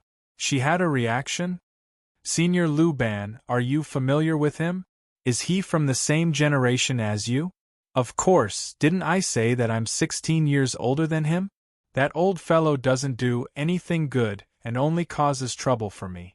I want to stab him to death, King Yu said hatefully. In that case, you remember what happened in the past. You even remember what happened 3,000 years ago? You despicable person, why are you asking such nonsense? How can this king not remember what this king has experienced? King Yu was unhappy. This isn't nonsense, King Yu. Don't forget, we are in the game and you are just a fragment of Her Highness consciousness. What do you mean? You despicable person, are you looking down on this king for being a fragment of consciousness? Hearing Gohan's words, King Yu instantly exploded. This despicable person actually looks down on me for being a fragment of consciousness. Does he not want me now that he has the straight child sword? In the blink of an eye, King Yu thought about many things. He thought very far, so far that he was forgotten by Gohan in his dimensional bag. Even after he died, he didn't look at him again. No, that's not what I meant. King Yu, I just wanted to say that as a fragment of consciousness, shouldn't you not have the memories of being a sword? When your main body splits out a fragment of consciousness, it should only retain the most basic personality and self-awareness. The rest of the memories, including those before and after the Great Calamity, shouldn't all exist? In reality, when sword ladies split off fragments of consciousness and stored them in the game, they would purposely remove almost all of their memories. This was because they didn't like the sword bearers in the game. They would wantonly ask about their privacy. Not only would this make the sword ladies feel uncomfortable, but it would also make the sword bearers feel uncomfortable. King Yu didn't say anything. After hearing Gohan's question, she suddenly realized that her situation wasn't right. She shouldn't remember Liu Ban Chu Shi Shi and so many things. These weren't memories that a fragment of consciousness in the game should have. Then let me ask you again. King Yu, do you remember those things before you went to the Wudong dungeon? Gohan asked again. I don't remember. King Yu thought for a moment and replied. Don't misunderstand. It's not that I don't remember things before I went to the Wudong dungeon. It's that I don't remember things before I went to the Wudong dungeon. My brain is a mess right now, I can't understand anything at all. Alright, then let me ask you again. Do you remember the memories of Kenzu and your other sword bearers clearly? I remember. My first sword bearer was Fleeting Year Calendar. Second. Wait, who was my second sword bearer? You don't remember anything about your second sword bearer? King Yu was silent for a moment. It's over. I've almost forgotten about Fleeting Year Calendar. There's a problem. There's a problem. Gohan muttered to herself.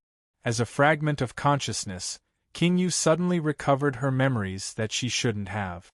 However, her memories of the Great Calamity were very clear.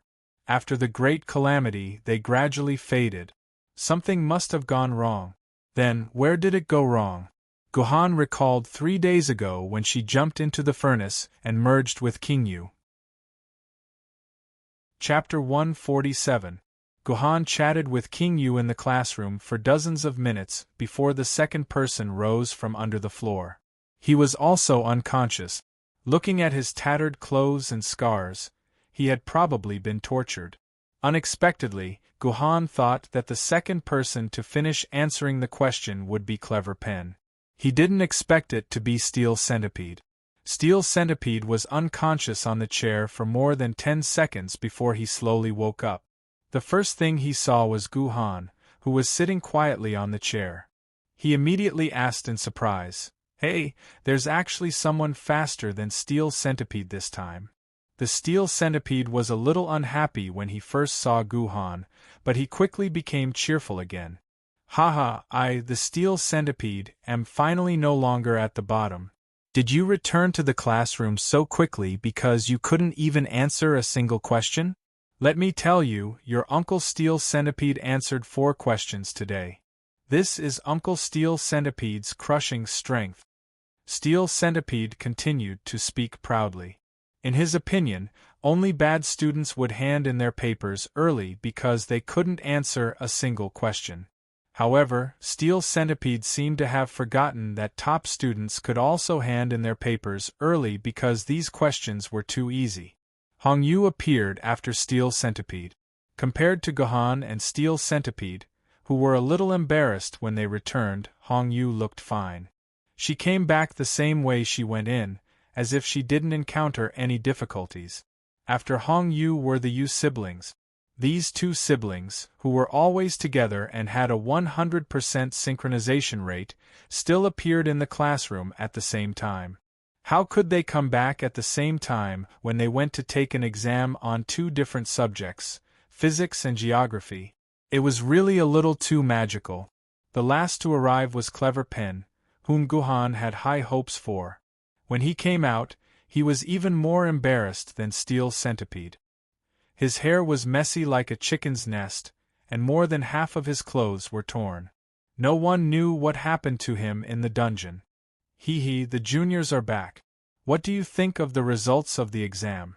Lu Ban's voice sounded again, but this time, it was not through the dark crow's body.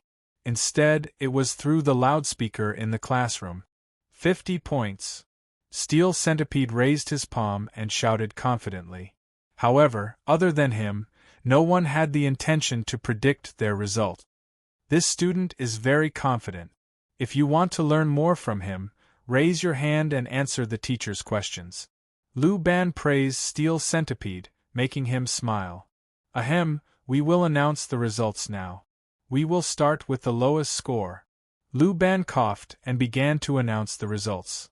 First is Steel Man Bullet. He answered the short answer questions correctly in the 3rd, 4th, and 9th questions correctly.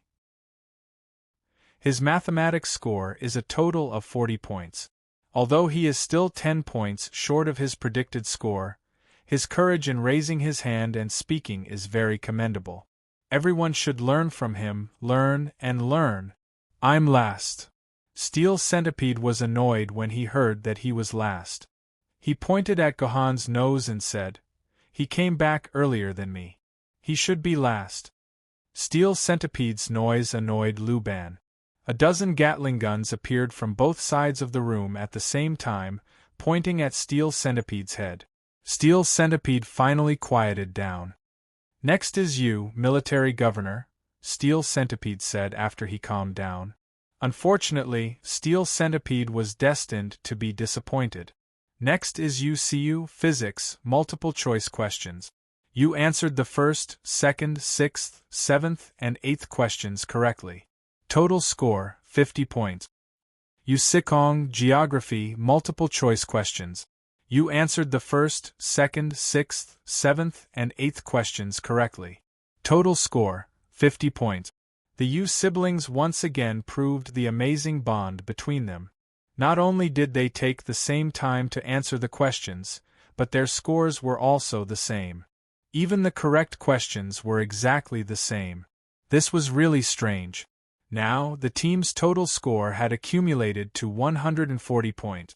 As long as the 3 people behind them scored 20 points more than the 3 people in front, they would definitely pass the 350-point threshold. At the very least, they would not have to worry about being detained here and enduring a day and night of torture. In fact, passing the 350-point threshold was not a problem.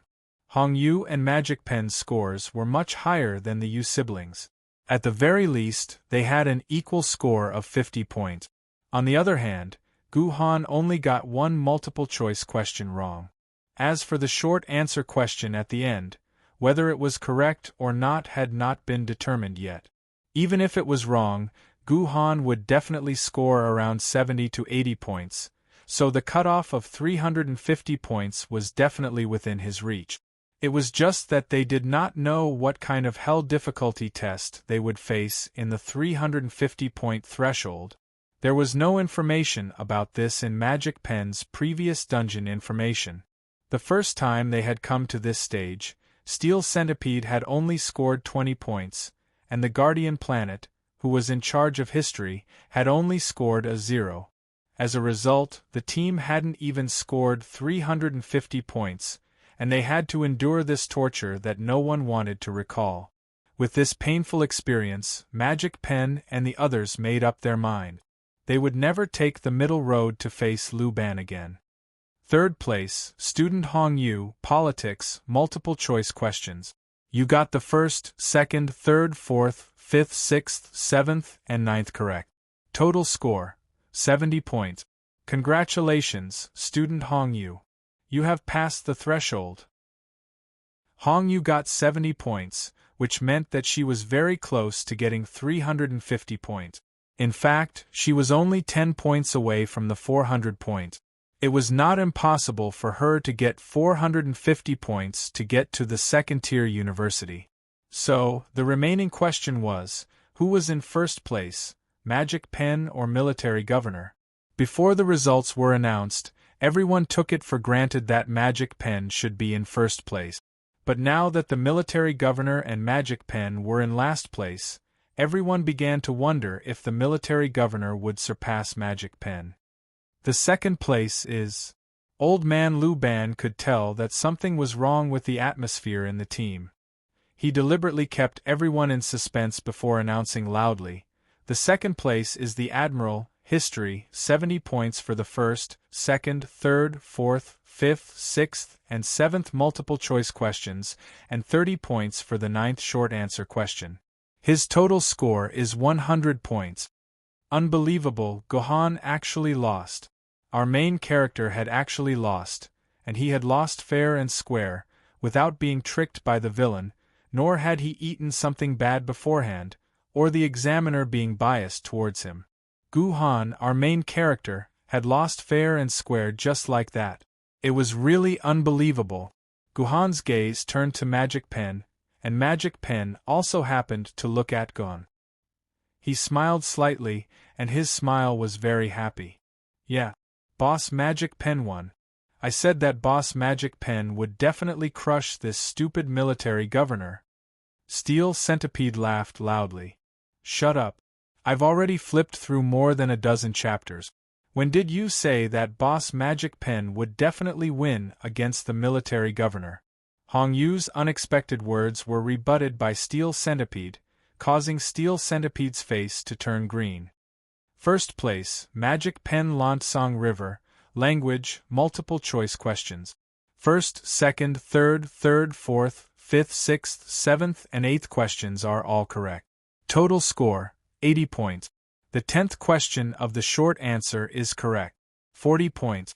Total score, 120 points.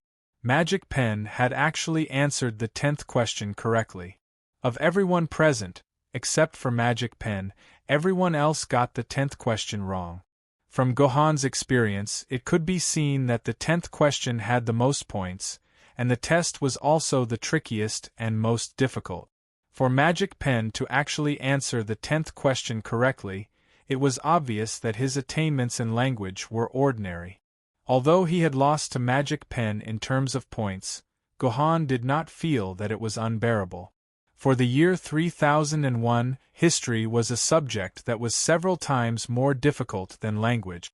Moreover, Gohan believed that as long as he followed the correct epic poem and ordered Chen Xuanli to kill Yang Yuhuan, he would be able to answer the 10th question correctly. The correct answer was already in Gohan's heart. It was not that he did not know how to answer it, but that he was unwilling to answer the seemingly correct answer. Juniors, your total score is 430 points. You barely passed the third-tier university. Are you ready to face the more difficult test? Lu Ban said. The floor under everyone's feet cracked again. However, this time, everyone did not separate. Instead, they all landed in the same room. Juniors, the door to the altar is in this room. The key to open the door is also in this room. As long as you find the key and open the door, you can save the person you want to save. Good luck. After this sentence, Lu Ban's voice did not appear again in the entire dungeon. Be careful. This is our first time facing this level. We have no experience. Everyone, be on full alert. The entire room was completely dark without any light. Only Magic Pen's voice could be heard. Everyone, gather around me and gather together. Following the direction of Magic Pen's voice, Gohan and the others gradually gathered together. Now, let's start the roll call. Steel Needle. Here. Military Governor. Here. Yu Siu. Here. Yu Sikong. Here. Hong Yu. Hong Yu. The entire team was silent for a while. Captain, the team channel has been blocked. We can't contact Hong Yu through the team channel. I got it. Magic Pen let out a long sigh. Don't worry about Hong Yu for now. The most important thing now is to figure out our current situation. Do any of you have a lighting item in your dimensional pocket? The flashlight from before is with Hong Yu. Chapter 148. Boss, I still have a flashlight here.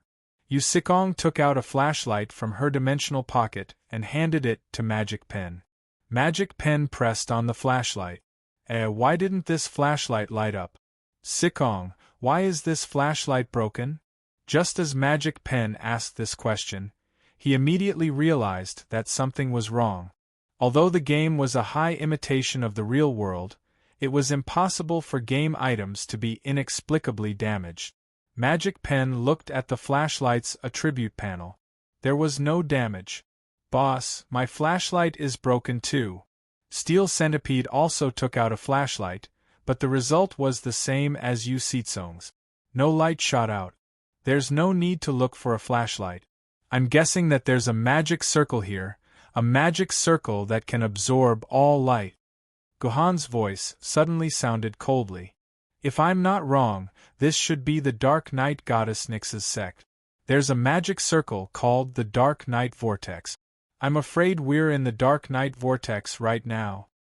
Dark Knight Vortex? If that's the case, then we're in big trouble.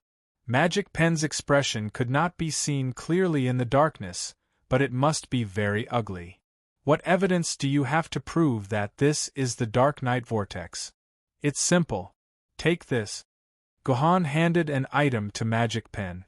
Magic Pen took the item and touched it with his hand. He immediately guessed the origin of the item. This is a lighter? That's right, it's a lighter. If the flashlight can break, then the flame can't damage it. You'll know once you try the flame, Gohan said in a deep voice. Then there was a click. This was the sound of a lighter being pressed. Sure enough, the darkness was still darkness, and no flame appeared. In order to confirm, Magic Pen placed his finger above the lighter and immediately felt a strong heat. The lighter was not broken. The flame was real, but the light produced by the flame had disappeared. All team members, immediately release your famed sword-level sword ladies into their sword lady forms. The enemy may launch a surprise attack on us at any time. After confirming that it was the Dark Knight Vortex, Magic Pen immediately gave the order. The team members released their sword ladies into their sword lady forms. However, the sparks of light that should have been present when the Sword Maiden was released were nowhere to be seen. This once again proved the existence of the Dark Knight Vortex. A few seconds later, countless fragrances appeared in the middle of this terrible mess of men, and the Sword Maidens were all freed. To Gohan's left, he could clearly feel a cold iron armor. It was Steel Centipede's sword mistress, Arendate. On the right there was a body fragrance that was not very tall, but it smelled very sweet. It was so sweet that it made people feel like they were poisoned. This was ambergris, the unique scent of Yu Sitsong's sword lady. Reporting, Captain. The military governor did not release his sword maiden. Steel Centipede, who was standing beside Gohan, noticed that Gohan hadn't released the sword maiden, so he immediately snitched to his captain. Military Governor, this is a critical moment. I hope you won't forget your promise. You are now my chess piece, Magic Brush said coldly. I am the sword master, trust me. Guhan replied confidently, I am more useful than King Yu. According to the information, the Dark Night Vortex is a formation used by the believers of the goddess of night Nyx in the Western Temple of Light. It can borrow the power of the goddess of night Nyx to absorb all the light in the formation, causing this place to be in a state of eternal darkness. Magic Brush began to explain the Dark Night Vortex to his teammates. Boss, if this is really the Dark Night Vortex, then doesn't that mean that the Night Witch might also be here? Steel Centipede's voice was trembling. He didn't expect that the reputation of the Night Witch would make a big man like Steel Centipede feel afraid. It's not possible, it's definitely. Shadow Bearing is behind me. Halfway through his conversation with Steel Centipede, Magic Brush's voice suddenly became hurried. A gust of wind could be felt blowing past everyone, and after a moment, that gust of wind came back.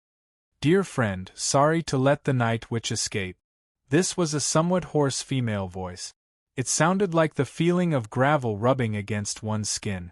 This voice should be Magic Brush's sword mistress, Shadow Bearing Sword. It's very normal. Unless it's a spirit sword level sword wielder, who else can catch a Night Witch trying to escape in the Dark Night Vortex? Magic Brush didn't blame him, but instead comforted Shadow Bearing. Indeed, the difficulty of catching a Night Witch in the Dark Night Vortex was similar to catching a small fish in the sea. Night Witch was the family of the goddess of night Nyx. They were originally just mortals, but they were transformed into the Night Witch race by Nyx's power. The Night Witch race was the darling of the night. Their bodies were like ink, blending into the darkness of the night and then evolving into any possible form. This form could be a beautiful woman, a young child, a dog, a cat, a cloud of smoke, a wall, or even a dagger or a machine gun. As long as the Night Witch had enough magic power and enough analysis of the changing target, then they could transform. Although the Night Witch was only a flood dragon level Yuan Ko, with their physique, they were like fish in water in the dark. Fighting with the Night Witch in a place without any light was simply courting death. They're coming! Yu Sitsong's sword lady, who was standing on the right of Guhan, moved and a crisp sword cry could be heard. This was Yu Sitsong's sword lady fighting with the Night Witch. In the pitch-black space, no enemies could be seen, only the crisp sword cries could be heard. This kind of terrifying atmosphere would make everyone fall into madness. There's more. Guhan felt two more murderous intents targeting the team. Yusiu's Mandarin Duck let out a delicate yell. He didn't know where she was, but she was fighting with the two new Night Witches. Not only that, Magic Brush's sword lady, Shadow Bearing, also charged out because there were two more murderous intents. This meant that there were already 5 Night Witches in the dark.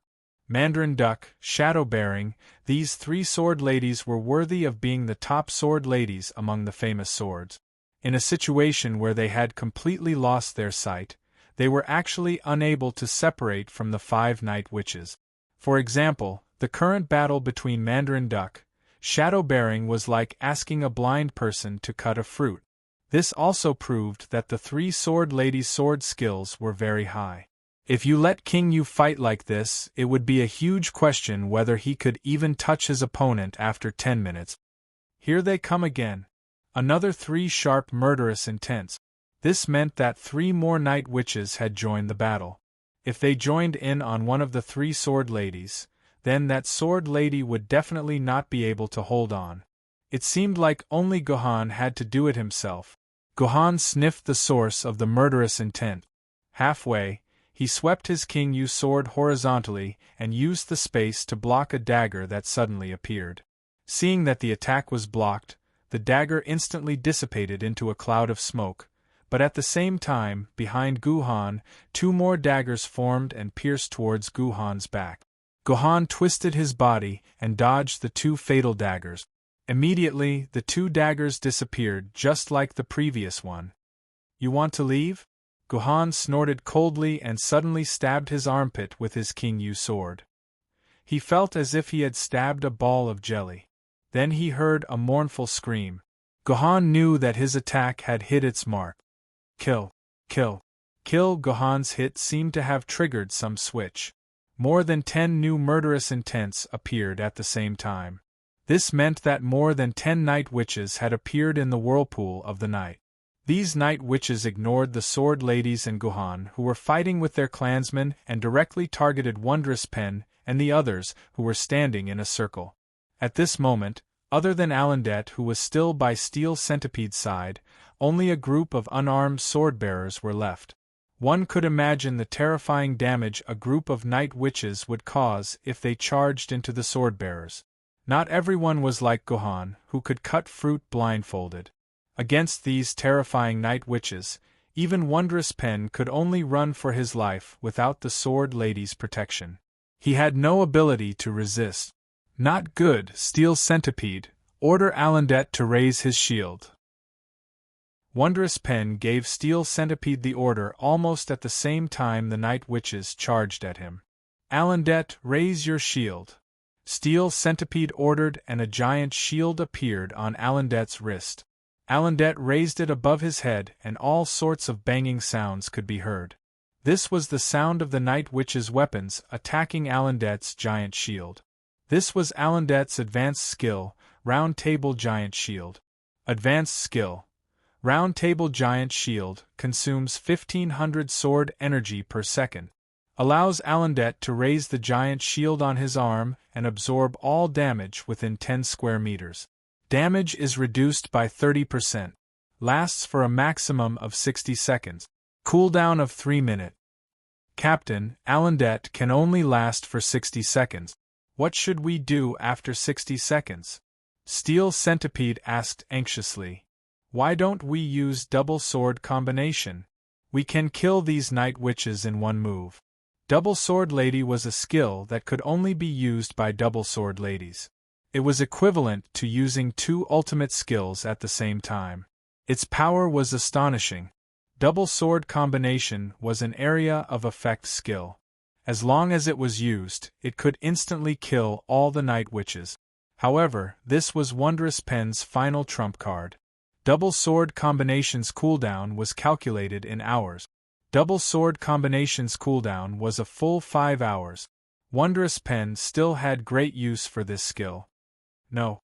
Wondrous Pen decisively refused. If we use our ultimate skill now, what should we do in a few hours? Chapter 149. It would be great if we could dispel this darkness. As long as there is no darkness, these night witches are no match for us sword ladies. Yu Sikong lowered her head and pondered.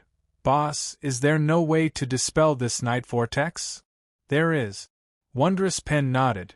If Mingwe was here, her sunset sword's golden crow fire could restrain all darkness.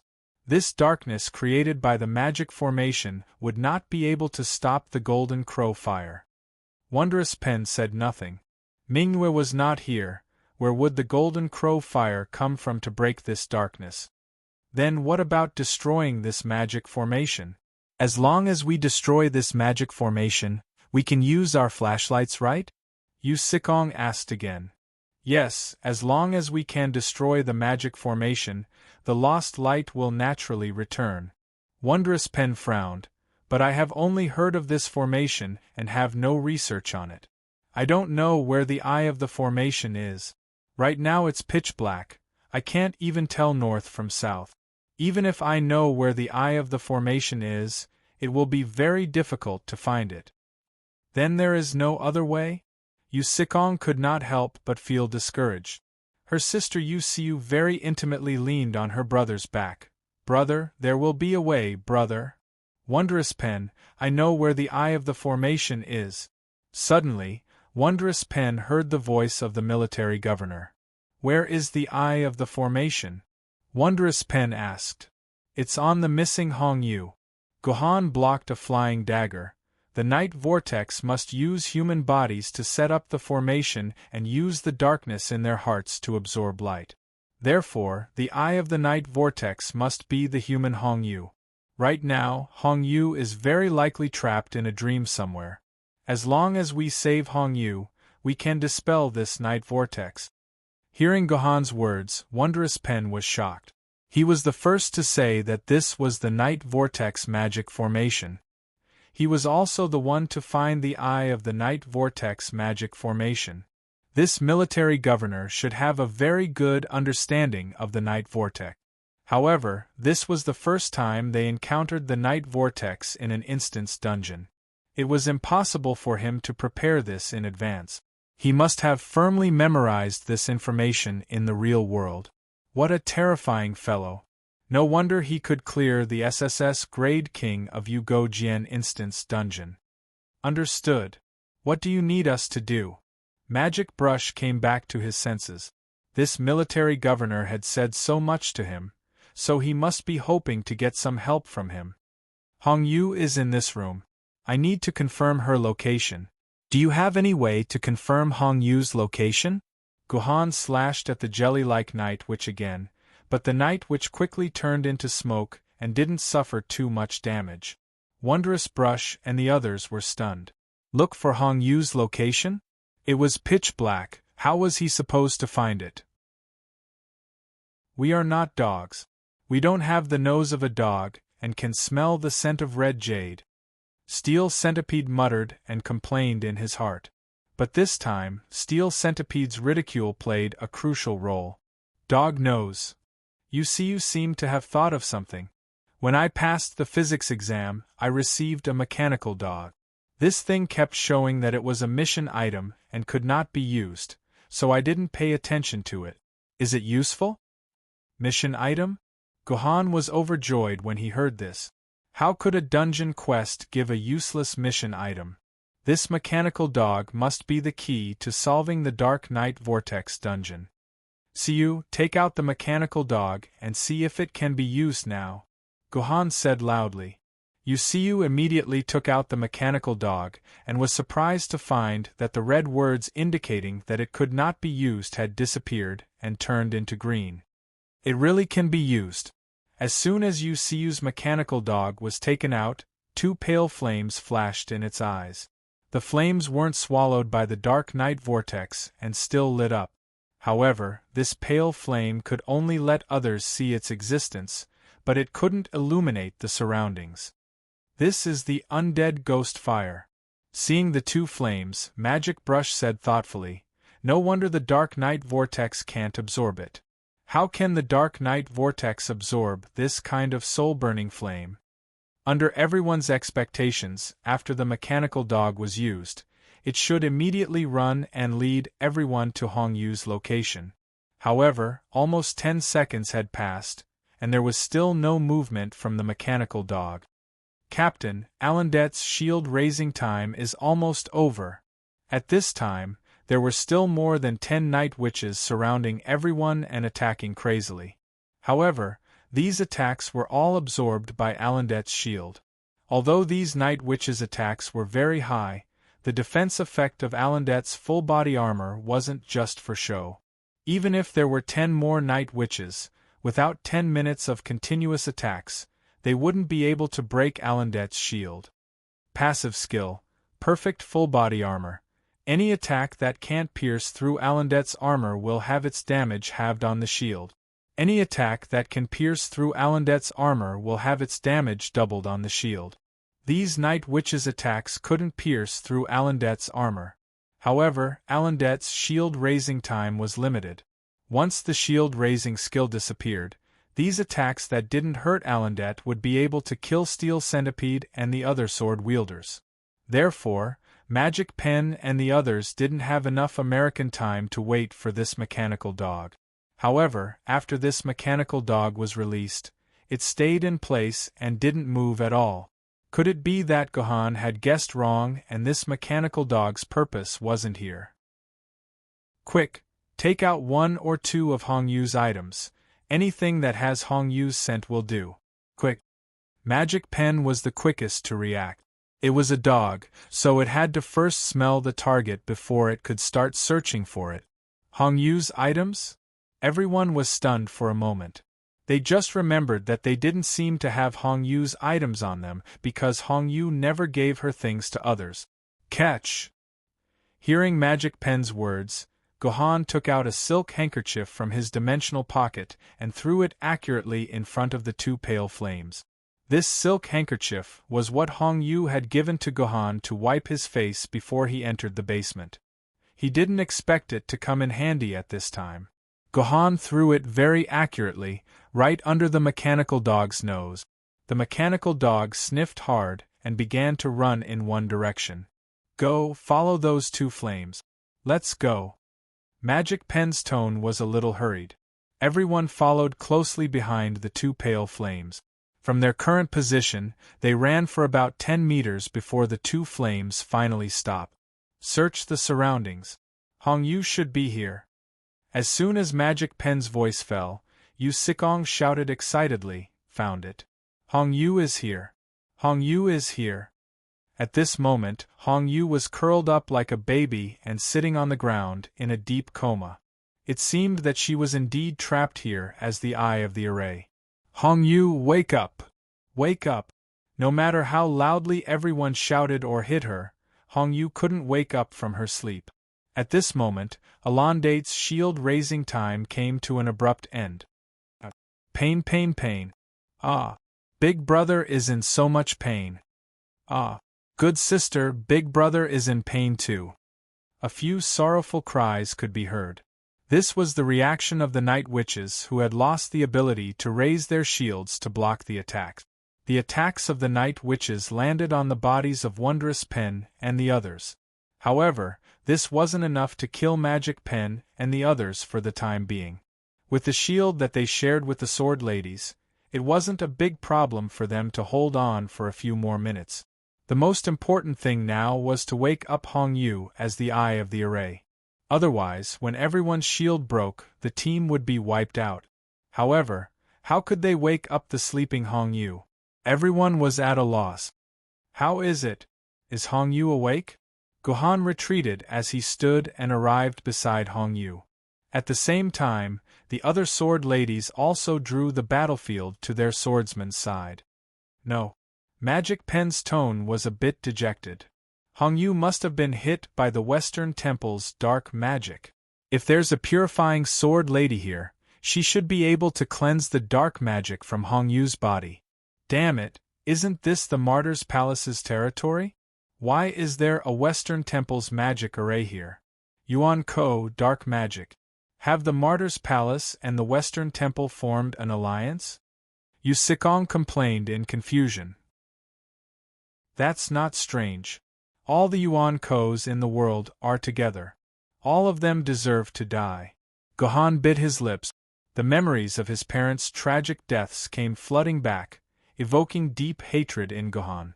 However, Ardwolf's sacrifice to help humans and Lu Ban's elders' words suddenly appeared in Gohan's mind. Of course, there are also some Yuan Kos who don't deserve to die. Gohan added, Commander, among your ancient swords or treasured swords, are there any sword maidens that can purify negative effects? Magic Pen, who was well aware of everyone else's background, naturally knew that no one else had a sword lady with a cleansing skill. They could only hope that the military governor had one. Cleansing skill. Gohan recalled the frigid sword from the Wudong sect dungeon. She was one of those sword ladies with a cleansing skill. Unfortunately, that was another matter for another dungeon. No matter how he thought about it, there was no way that a cute guy like Qing Pin could have a cleansing skill. I don't. Halfway through his sentence, Gohan suddenly remembered that he didn't have a sword lady with a cleansing skill, but he had an inherent barrier with a cleansing ability. Chapter 150. Do you still remember the inherent barrier? Sword cleansing pool that Gohan obtained in the King of Yugo Jian Jian instance dungeon? Inherent barrier. Sword cleansing pool effect. After use, a small independent barrier space will be formed with the user as the center. The barrier will not disappear until the user dies. Within this barrier, due to the influence of the sword cleansing pool, all negative attribute skills will not affect or harm the Sword Lady. The attack of the Confucian Sword Lady and the Martial Sword Lady will be increased by 30%, stacking with all other non-barrier buff. That's right, this was the item. From the item's effect, it could be seen that the inherent barrier, Sword Cleansing Pool, could purify negative attributes and skills. As long as this barrier was opened, it might be able to wash away the dark magic on Hongyu. However, this inherent barrier, Sword Cleansing Pool, had a very bad limitation. Every time it was used, it would lower Gohan's sword element limit by 10 points. Yes, it was lowering the sword element limit, not the sword element value. Moreover, if it was Gohan's first time using it, it would directly lower his sword element limit by 100 points. This was equivalent to reducing Gohan's current sword element value of 2,500 quarks to 2,400 quarks. The price was still very high. However, things had already come to this, and Gohan had no reason to be stingy with his sword element limit and give up on using this item that could turn the situation around. Gohan was not a hesitant person. Moreover, time did not allow him to hesitate. Gohan immediately took out the inherent barrier, Sword Cleansing Pool scroll from his dimensional pocket and injected his sword element. In an instant, the scroll emitted a bright light, illuminating the faces of the surrounding people. The Night Witch, who was besieging Gohan, let out a scream the moment she was illuminated by the light of the inherent barrier. She immediately ran away, immediately distancing herself from Gohan. What is this? It can actually emit light. Steel Centipede was shocked. Wasn't the night vortex supposed to absorb all light? What was up with that thing in the military governor's hand? That's the scroll of the inherent barrier. Wondrous Pen was knowledgeable and immediately recognized it. I didn't expect the night vortex to be unable to absorb the light of the inherent barrier. Inherent barrier? It's something that the sect leader of Yaoguang treats as a treasure. Steel Centipede scratched his head. Military Governor, you're just a newbie. How could you have such a precious thing? This is the inherent barrier Sword Cleansing Pool. I hope it can purify the dark magic in Hongyu's body. Gohan ignored Steel Centipede's question and calmly explained the name and origin of the Sword Cleansing Pool. At the same time, the light of the innate barrier scroll grew brighter and brighter, to the point where it could light up the entire dark room. The Night Witches who had been attacking Ching Ying and the other sword ladies in an imposing manner all retreated in the face of such light, hiding in the darkest part of the room where the light couldn't reach. This thing is so powerful. Hey, smelly military governor, why didn't you take this out earlier? Then we wouldn't have been beaten so badly by the Night Witch. Steel Centipede said with dissatisfaction. He was unhappy that Gohan had such a good thing, but why didn't he take it out earlier?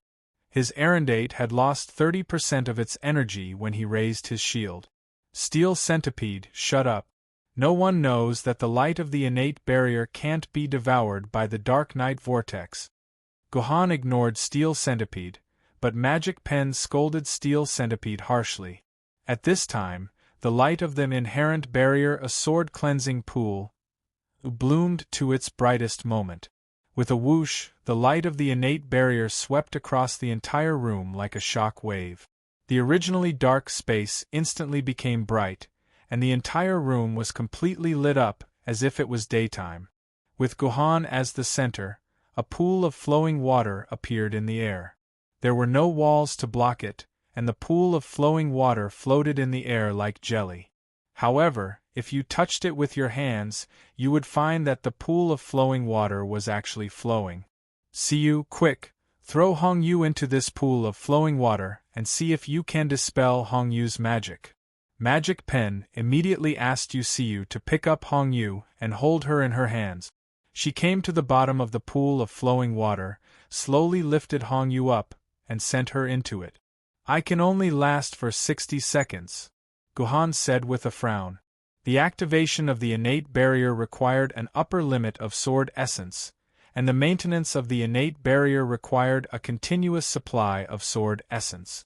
Gohan estimated that he would lose about 36 points of sword essence per second, and his innate barrier could only last for less than 60 seconds.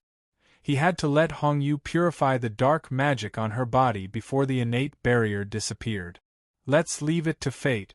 This kind of thing is not something we can control. You spread out her hands. Indeed, everyone had done what they could. Whether Hongyu could purify the dark magic in 60 seconds was her own business, and no one else could interfere. I'm going to observe the situation in this room and see where the night witches are hiding. Gohan left behind these words and left the group. He silently wandered towards the fixed enchantment and observed the situation. This was his first time using the innate barrier, and there were only 60 seconds left. There were many details that he had to understand. For example, the size of the innate barrier's range, its effects, and so on. It was said that the range of the innate barrier was not fixed, but determined by the ability of the holder and the strength of the mind. According to the information, Mingyuan Jiandi's innate barrier, Phoenix Palace, could replace a space the size of 2 Japanese mulberry continents. Of course, Gohan was not as powerful as Mingyuan Jiandi. After his sword purification pool was opened, it was only about 1 square kilometer in size, and could barely contain more than half of the room within his innate barrier. The activation of the innate barrier required an upper limit of sword essence, and the maintenance of the innate barrier required a continuous supply of sword essence. Gohan estimated that he would lose about 36 points of sword essence every second. His innate barrier could only last for less than 60 seconds, and he had to do it before the innate barrier disappeared. The innate barrier also had a boundary. Generally speaking, only by killing the holder of the innate barrier could one break the boundary and escape from this world. But if your strength was strong enough and you had enough time, you could break a hole by repeatedly attacking a node on the boundary of the boundary. That way, you could break free from the boundary controlled by the enemy. Because the innate barrier and the holder's mind were one, Gohan could clearly feel the boundary of the innate barrier, as well as a group of fellows who were launching a desperate attack on the boundary. These fellows were none other than the night witches who had escaped. Under the cover of the light, the night witches, who could transform at will in the darkness, had lost their greatest support. They could only maintain their original forms. One had to admit that the night witches in their original forms were quite beautiful. They were originally young girls, but after the transformation, their skin grew pieces of pitch-black scales. However, these scales did not cover the girl's entire body. On the contrary, they only grew on a few of the girl's private parts. It was as if they were mosaics, covering those parts like a set of sexy scale armor. As for the rest of their bodies, large patches of tanned and sexy skin were exposed, tempting any man who saw them to the point of wanting to have a go at them. It was said that in the real world, the night witches used their sexy bodies to lure men into a dark space, and then killed them as sacrifices to the goddess of the night, Nyx. However, at this time, their sexy bodies could no longer be sexy. The originally smooth skin began to rot, ooze, and fall off in large patches. It was as disgusting as a rotting corpse. It shouldn't be like this. Even if the night witches were exposed to sunlight, they would at most lose most of their strength. It's impossible for their skin to rot. Seeing this, Gohan, who was familiar with the night witch's information, was a little surprised. Could it be because of the inherent barrier, sword cleansing pool? The essence of the sword cleansing pool is not limited to that pool of water, but the entire space can harm negative creatures? Gohan felt that he understood the sword cleansing pool a little better. He looked at the time again, and it had already been more than 20 seconds. In another 30 seconds, the inherent barrier, sword cleansing pool would disappear, and these miserable and painful night witches would become vicious killers again. He couldn't let them live. The night witches who were exposed to sunlight had combat power similar to mortals, not to mention being exposed to the inherent barrier, sword cleansing pool, that had a purifying effect. Although these night witches resisted with all their might, how could they resist Gohan's fierce attacks? In less than 20 seconds, these arrogant night witches were all pierced through the heart by Gohan and absorbed by the dimensional vortex.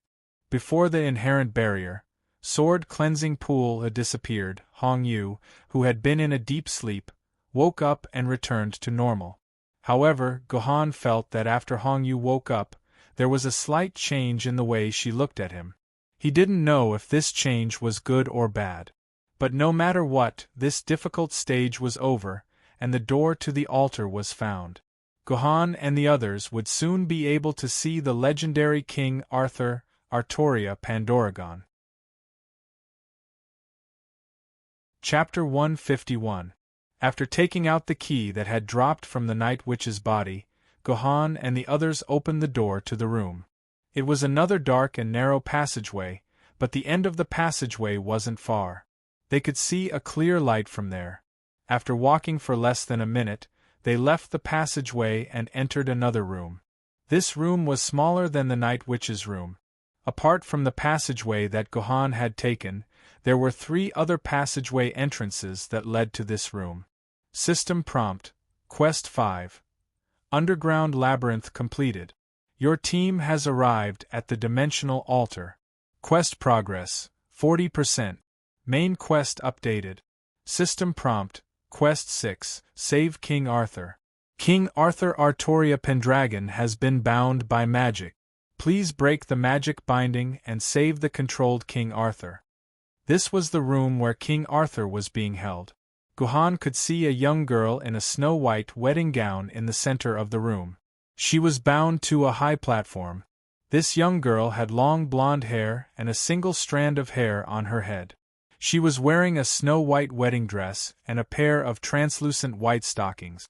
She was supposed to be a beautiful bride, but her hands were tied by a scarlet rope of light, and her feet were fixed in a position far away from her hands.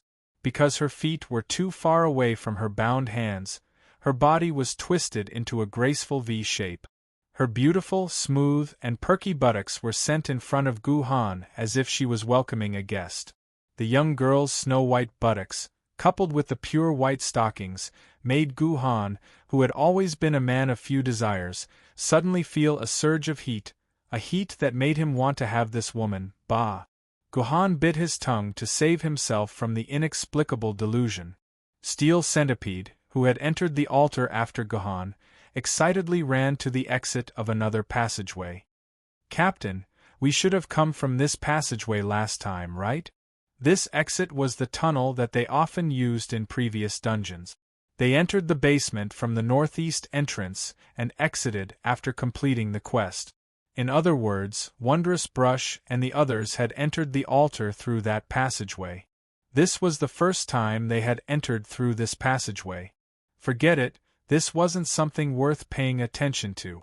What was truly worth paying attention to was the girl who was tied up in the middle of the platform.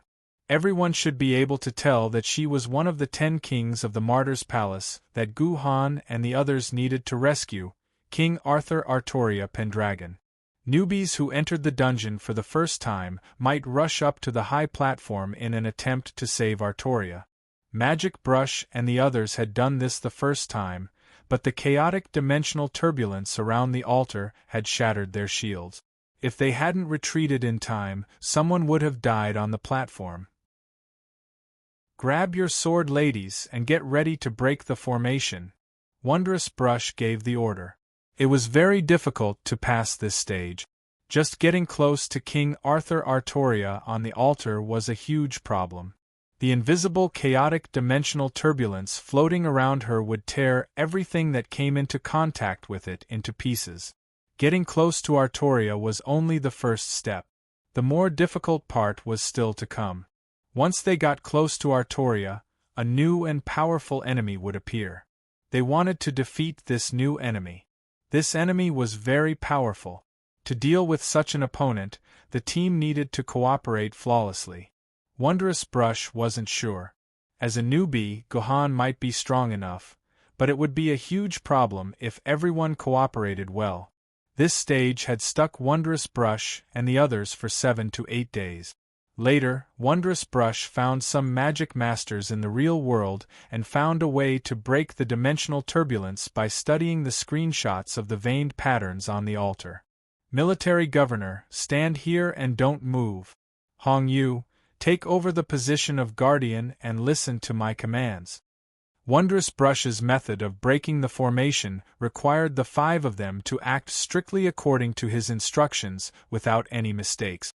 Originally, Hong Yu wasn't among the 5 of them. The other 5 were very familiar with this method and didn't need Hong Yu to join them. However, Guardian Planet had already left. Wondrous Brush was naturally worried about the newbie Gohan, so he could only let Hong Yu take over the position of Guardian Planet. After all, Hong Yu had seen the 5 of them break the formation so many times. See you, old rules. You enter the altar first. Take 3 steps forward and destroy the rune in front of you. You strictly followed Wondrous Brush's instructions and stepped onto the high platform from the designated place. Then, she took 3 steps forward and destroyed the rune under her feet with the double sword duck. This rune was the rune that caused the dimensional turbulence in a certain space on the altar. As long as this rune was destroyed, that space would return to peace. And this space was the space that Yu Sikong was about to step onto next. Sikong, the altar in front of you has already calmed down. Get on the altar, take 4 steps forward and destroy the rune. Steel Centipede, it's your turn.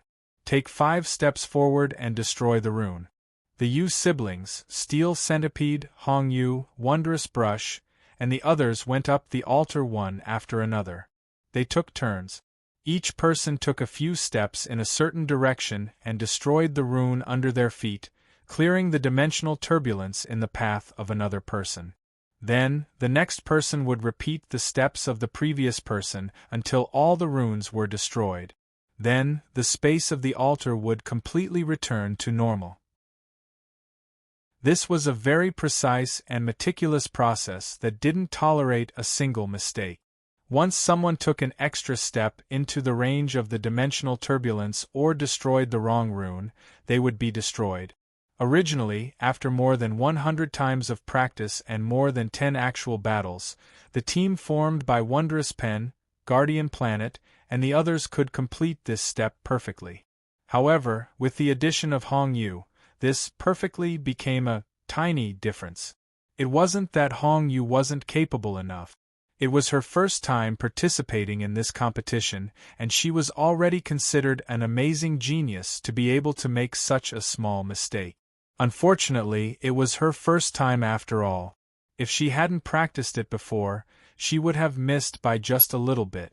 That little bit would have been enough to kill everyone on the stage. When it was Hong Yu's turn to destroy the rune for the 5th time, Wondrous Brush, who had a premonition that there would be trouble, kept a close eye on Hong Yu's movements and warned her if he found anything wrong. However, Wondrous Brush's eyesight wasn't as good as he thought. When Hong Yu destroyed the complicated rune, she accidentally destroyed a small symbol of another rune next to it. Almost instantly, a powerful dimensional turbulence swept across the altar. This was the result of the altar's anti-destruction mechanism being triggered. The rune on the altar had already sensed that someone was destroying it. It immediately activated all the remaining runes and set off a violent dimensional turbulence. Retreat. Immediately the altar. Wondrous Brush's expression changed, and he immediately ordered his teammates to retreat from the altar. However, it was too late. The speed of the dimensional turbulence was much faster than the speed of retreat. The first to be hit was Steel Centipede. The destructive dimensional turbulence was the first to hit him. Shield. Steel Centipede placed Elondate in front of him and used Elondate's advanced skill, Shield Raise. This was a defensive skill that could reduce a large amount of damage. As long as the Sword Lady was in the form of a sword, any sword wielder would be able to use the Sword Lady's skill. In other words, anyone could be a sword master. The only difference was whether you had the exquisite swordsmanship of the Sword Lady. In other words, it could be said that it surpassed the Sword Lady's swordsmanship, just like Gohan. It had to be said that Arondate's defense was one of the best among the famed sword-grade sword maidens. Iron Centipede had relied on his shield and Arondate's sword Dao characteristics to persevere in the dimensional turbulence, even though his personal shield had less than 4% energy left. After Steel Centipede, the siblings Yu Sikong and Yu Siu faced the dimensional turbulence. Fortunately, in the process of moving and destroying the runes, the Yu siblings were very lucky to be very close. If either of the Yu siblings faced the dimensional turbulence alone, only death would await them. However, it was a different story when the siblings were together. Dual Sword Mandarin Duck. Dual Sword Mandarin Duck. Fusion. This was a unique ability of dual swords. It could fuse the personal shields of both sides together, allowing the two sword wielders to share a double shield. At the same time, their attack and defense would increase by 50%. This was the reason why the Yu siblings were able to rank second on the list of famous swords, virtual list. After their fusion, their attack and personal shields had reached an abnormal level. Even when facing some spiritual sword ladies, they were not inferior. Coupled with their invincible ultimate move, they were an existence that struck fear into the hearts of famous sword rank powerhouses. With the help of the fusion shield, the Yu siblings also resisted the dimensional turbulence. What was left was Magic Pen and Hong Yu. These two did not have methods to strengthen their defense like Steel Centipede and the Yu siblings. In the face of the dimensional turbulence, they could only wait for death. Chapter 152. I'm going to die. This was Wondrous Pen's thought as he faced the dimensional turbulence. Although his shadow-bearing sword was a Confucian-treasured sword, it was a rare sword maiden with a murderous nature. The strength of the close-fitting shield was even weaker than that of a famed sword maiden, and it did not have any defensive skills. Wondrous Pen was truly unable to withstand the dimensional turbulence's area of effect attack. Hong Yu, hide behind me. With me helping you reduce the intensity of the dimensional turbulence, you should be able to survive. At the critical moment, Wondrous Pen displayed his gentlemanly charm and gave Hong Yu the chance to escape. You want to die? It's not that easy. At some point, Gohan had suddenly blocked in front of Wondrous Pen. At the critical moment of life and death, the tip of the Yu King sword propped up an umbrella of sword chi and collided with the chaotic dimensional turbulence. This person's sword chi can actually block the dimensional turbulence. Wondrous Pen was truly shocked. Sword chi could not contend with the dimensional turbulence. This was common knowledge to every sword wielder. However, Gohan's sword chi was actually able to withstand the dimensional turbulence head-on. This meant that the density and purity of his sword chi had far exceeded most sword wielders. Perhaps only an immortal sword maiden or a top-notch sword master like the Mystic Spirit Sword could achieve this. This was the power of Gohan's 9 swords of mysterious heaven. As long as there was enough sword essence, Gohan could rely on an immortal sword maiden to fight it out with an immortal sword maiden. The dimensional turbulence could not be sustained for a long time. Furthermore, once it erupted, the dimensional turbulence bound to the dimensional altar would completely disappear. When the turbulence gradually subsided, the runes on the altar would also lose their effects. Everyone did not need to break the runes anymore. They just needed to go to King Arthur Artoria's side to save her. However, the others did not move. Instead, they gradually gathered together. Listen to my command. Everyone, immediately release your immortal sword maidens and prepare for battle. Wondrous Pen paused for a moment. This will be a tough battle. He said this to Gohan.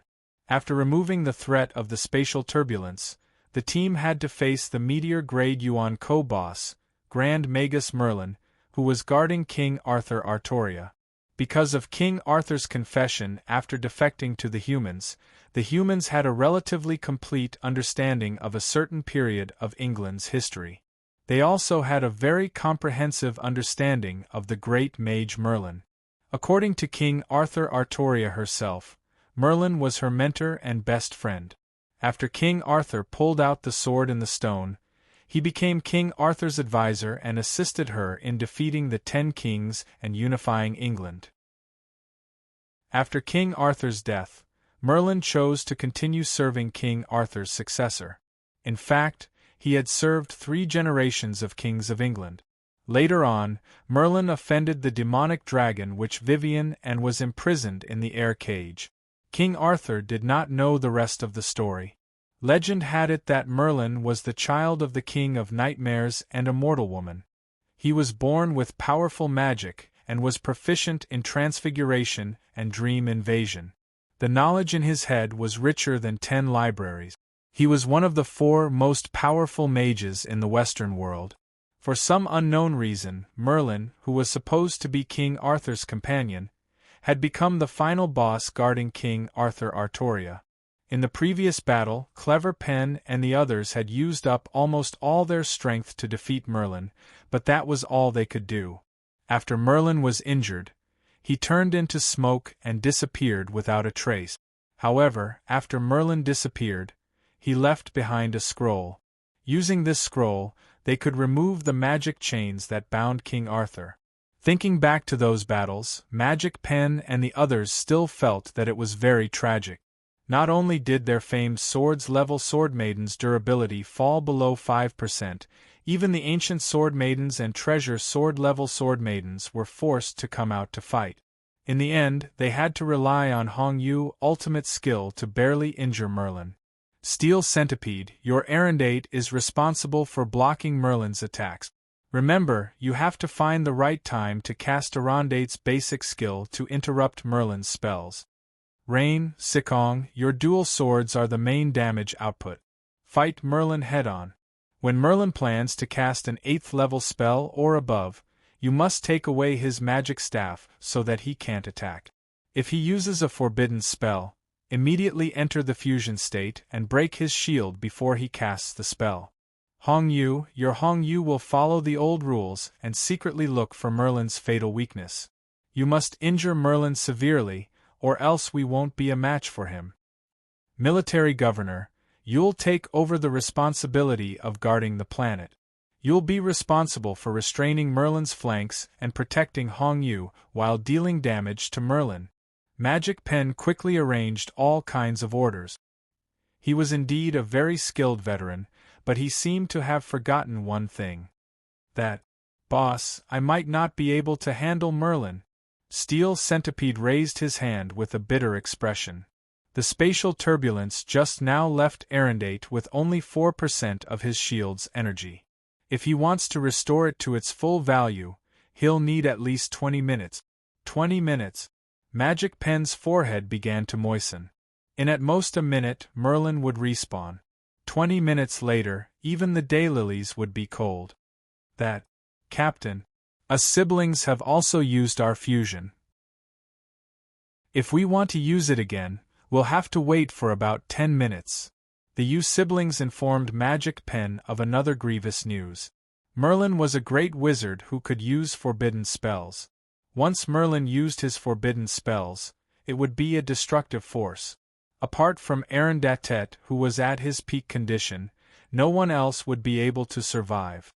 Naturally, forbidden spells needed a long channeling time. During this time, they just had to attack Merlin and interrupt his casting. But Merlin wasn't a fool. Before casting the forbidden spell, he would first use the 8th level Water Glory to create a water-type shield to protect himself.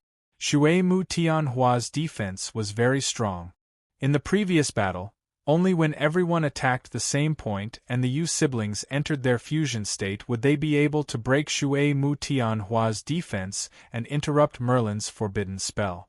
This was also the reason why Steel Centipede had suggested that the Yu siblings use their fusion ability to clear the battlefield during the battle with the Night Witch. However, Magic Pen had refused because this skill needed to be used on Merlin. In short, Erandate's defense and the Yu siblings' fusion ability were the most important to defeating Merlin. Without these 2 points, it was impossible to defeat Merlin. But now, Steel Centipede's shield had been destroyed, and the U siblings' fusion needed time to cool down. These two most important combat powers had lost their abilities. Retreat. Retreat. Magic Pen gritted his teeth and made this decision. While Merlin hadn't respawned yet, everyone immediately left the dungeon and gave up on this mission. Without the combat power of Steel Centipede and the U siblings, fighting Merlin rashly was 100% suicide. Magic Pen's decision was very decisive and correct, but it was still a bit late. Guests from afar. Since you've come here, why leave? A leisurely voice said faintly. Immediately, a pale-faced but extraordinarily handsome man with red lips and white teeth appeared. Wearing a pointy wizard hat and a black wizard robe, the wizard slowly walked in front of Gohan and the others. I'm Merlin. Thank you for your hard work. Great Wizard Yuan Ko Merlin, who was comparable to an advanced spirit sword level, suddenly appeared in front of everyone. Something's wrong. This was everyone's first thought, including Gohan. In the previous records of Wondrous Pen and the others, Merlin had always appeared directly beside King Arthur and attacked the invaders without any delay. There was no such opening nonsense, and he had even taken the initiative to walk in front of Wondrous Pen and the others. More importantly, Merlin previously had the image of an old man with a white beard hanging down to his chest and a face full of wrinkles. Now, he had turned into a handsome young man. Prepare for battle. Military Governor and I will hold Merlin back. Everyone else, evacuate the dungeon. Seeing Merlin's appearance, Magic Pen's face turned cold. He planned to let himself and the military governor, who were the strongest among the six, delay Merlin and create an opportunity for the others to escape through the dungeon. No hurry, no hurry. If you want to escape, you can do so at any time. I won't stop you. Merlin laughed heartily. Of course, it's best if you can take Artoria with you. Then I'll be very grateful. You want us to take Artoria away? Magic Pen's eyes narrowed. You won't stop us? Why should I stop you? Merlin smiled even more happily. You juniors might not know this, but when Artoria and I were still alive in the modern world, we were best friends, master and disciple. Without me, Artoria would not have the glory of unifying England. Why would I want to harm Artoria? It doesn't make sense. But the previous few times, this Merlin wasn't like this. The one who stopped us and wanted to kill us was also you. Magic Pen thought silently. There must be a conspiracy, but what is it? We obviously don't have the power to resist him. He doesn't need to deceive us. Hong Yu, go and save King Arthur Artoria. We'll take her away. Magic Pen said to Hong Yu. Yes. Hong Yu originally wanted to say that she did not have a scroll to remove the magic chains, so how could she save King Arthur? However, seeing Magic Pen's calm face, she knew that Magic Pen must have his own arrangements. Wait, bring this along. Otherwise, you won't be able to save Artoria. Merlin smiled, and a scroll flew into Hong Yu's hand. You Orientals have a saying, send the Buddha to the west, right? Chapter 153. You let them go just like that? Didn't you say that you wouldn't let any humans go?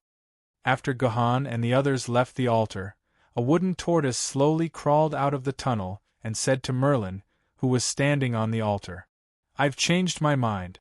Humans who can walk out of your place should be stronger than other humans. Merlin said in detail. His originally smooth and delicate skin began to slowly age, and finally, he became the old man with white hair that Magic Pen had seen a few times before. What are you planning? Merlin, could it be that filth hasn't completely controlled you? The wooden tortoise asked curiously. Of course filth has controlled me long ago. Old thing Luban, I don't have a strong backer like you. Filth has long penetrated into my bones. I'm already filthy beyond cure. I'm completely a filthy person. Merlin laughed. He laughed very happily. We really came out just like that? Steel Centipede, who had just come out of the basement, still had a dumbfounded look on his face. Wasn't this plot a bit too inexplicable? Great Wizard Merlin, who had originally planned to fight with all his might, had actually let him go just like that. Be careful, don't drop King Arthur. Hong Yu, who was at the side, curled her lips. Steel Centipede and Gu Han were carrying the stretcher together. On the stretcher was the unconscious King Arthur. At this time, King Arthur Artoria was like a clear spring, sleeping on the stretcher. His delicate nose moved up and down as he breathed, making Gohan want to take a bite. Wait, Gohan's mind seemed to have lost control again. Maybe it's because we took the middle road. Magic Pen glanced at Gohan. Thanks to Brother Military Governor, we took the middle road today, so Merlin didn't attack us. Other than that, I can't think of any other explanation to explain this. Steel Centipede pursed his lips and wanted to refute, but after thinking about it, he really couldn't find a reason to refute. Although Steel Centipede was a bit narrow-minded, he wasn't an unreasonable person. Since he couldn't find a reason, he could only suppress his anger. System prompt, Mission 6. Save King Arthur has been completed. King Arthur Artoria Pendragon has broken free from the magic shackles and left Terminal T1. Mission progress, 50%. The main quest has been updated. System notice, Quest 7, Escape from Pursuit. King Arthur has escaped, but the news will reach the ears of the 3 Universe Kings who were lured away by the Ardwolves. The first Universe King will hunt you down in an hour. Please escape to the first safe location and use the communication device there to contact Yanjing City to get more help. System prompt, please take note. In the process of escaping, please ensure that King Arthur does not die and is not recaptured by the pursuers. If we can't reach the safe point within 3 hours, the first safe point will be destroyed. Let's go to Terminal 2. As soon as the mission notification sounded, Magic Pen immediately led his team straight to Terminal T2. If it weren't for the fact that Gu Han and Steel Centipede were carrying the stretcher and deliberately slowed down, they would have run so fast that they would have flown. Terminal 2 wasn't far from Terminal T1. A normal person would be able to reach it in 10 minutes. With Gohan and the others running at full speed, they reached the entrance of Terminal 2 in less than a minute. There are many Yuan Ko in Terminal 2, but our goal isn't to kill them all. Our goal is the perfectly preserved Paraman Marauder in Terminal 2's cargo warehouse. We have to reach the warehouse as soon as possible, seize the Paraman Marauder, and leave the ruins of Xianyang Airport. Xianyang was more than 900 kilometers away from Yanjing City. It was impossible for Gohan and the others to run there on foot, so they had to find a suitable means of transportation. In the real world, when a swordsman went on a raid, he would bring along a hovercar distributed by the council. It came with a fully automatic driving system, allowing the swordsman to move quickly in any terrain. There was no need to look for a means of transportation. But obviously there was no such treatment in the Instance dungeon. Magic Pen and the others had to find a moving means of transportation. Fortunately, this was the ruins of the airport, so they didn't lack cars. According to later statistics, there were 5 large parking lots in the ruins of Xianyang Airport, with about 5,000 cars parked there. Unfortunately, after hundreds of years of exposure to the elements, 99% of these cars had become useless scraps of iron. Since 99% of them had become scraps of iron, it meant that 0.1% of the cars could still be used. The first time they came to this part of the Instance dungeon, Magic Pen and the others wasted more than an hour before they found a normal car, an intact Paraman Marauder. The Paraman Marauder was equipped with a CUM-SB4 diesel engine, 300 PS/100 Nm. It was an invincible off-road vehicle with a weight of up to 15 tons. He possessed powerful bulletproof capabilities and was able to withstand damage from hand grenades, submachine guns, anti-tank mines, and 7,000 TNT equivalent. From a certain perspective, he was not much different from a tank. Yup, He could run faster than a tank. The Pareman Marauder could reach a maximum speed of 120 kilometers per hour and could travel in all terrain. When faced with obstacles such as walls, trees, and boulders blocking the way, one could just ignore them and rush through them. If one didn't mind the repair fees, it could also run freely in the forest, provided that one had to avoid some very thick trees. In addition, it could maintain normal operation at temperatures below 55 degrees Celsius and above -35 degrees Celsius. It could also be freely driven in waist-deep rivers. It could even be driven on a minefield without having to worry about the tires.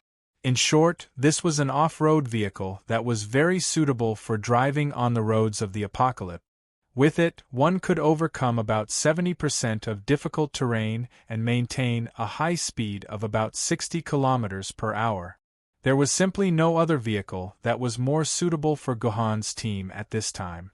Therefore, this Pareman Marauder was something that Gohan and the others had to obtain. A Templar was lowering his head to take care of his armor. For a qualified Templar, taking care of his armor until it was as shiny as new was a daily requirement. If one day the armor was stained with dust, it would be a huge stain in his life that could never be erased. Therefore, he had to carefully take care of his armor. Suddenly, a flash of light flashed in front of him. What is this? What a fast flash of light! Just as the Templar thought of this, he felt his head lighten and then fell down. His eyes just happened to be able to see his toes. This sword mistress is very strong. This was the first time Gohan saw the sword mistress, Chungying, in action. The last time he saw Chungying, it was in the dark vortex of the night. Gohan did not see anything, but this time Gohan saw it. Chungying's swordsmanship was very strong. Among all the sword mistresses that Gohan had seen, it was the most powerful one. Thanks to the fact that he and Steel Centipede were carrying the stretcher, Miaobi did not let him clean up the Yuan Ko in Terminal T2. Instead, he, the Yu siblings, and Hong Yu did it. It was too easy and fast for Chungying to clean up these rubbish Jiao-class and Dragon-class Yuan Ko.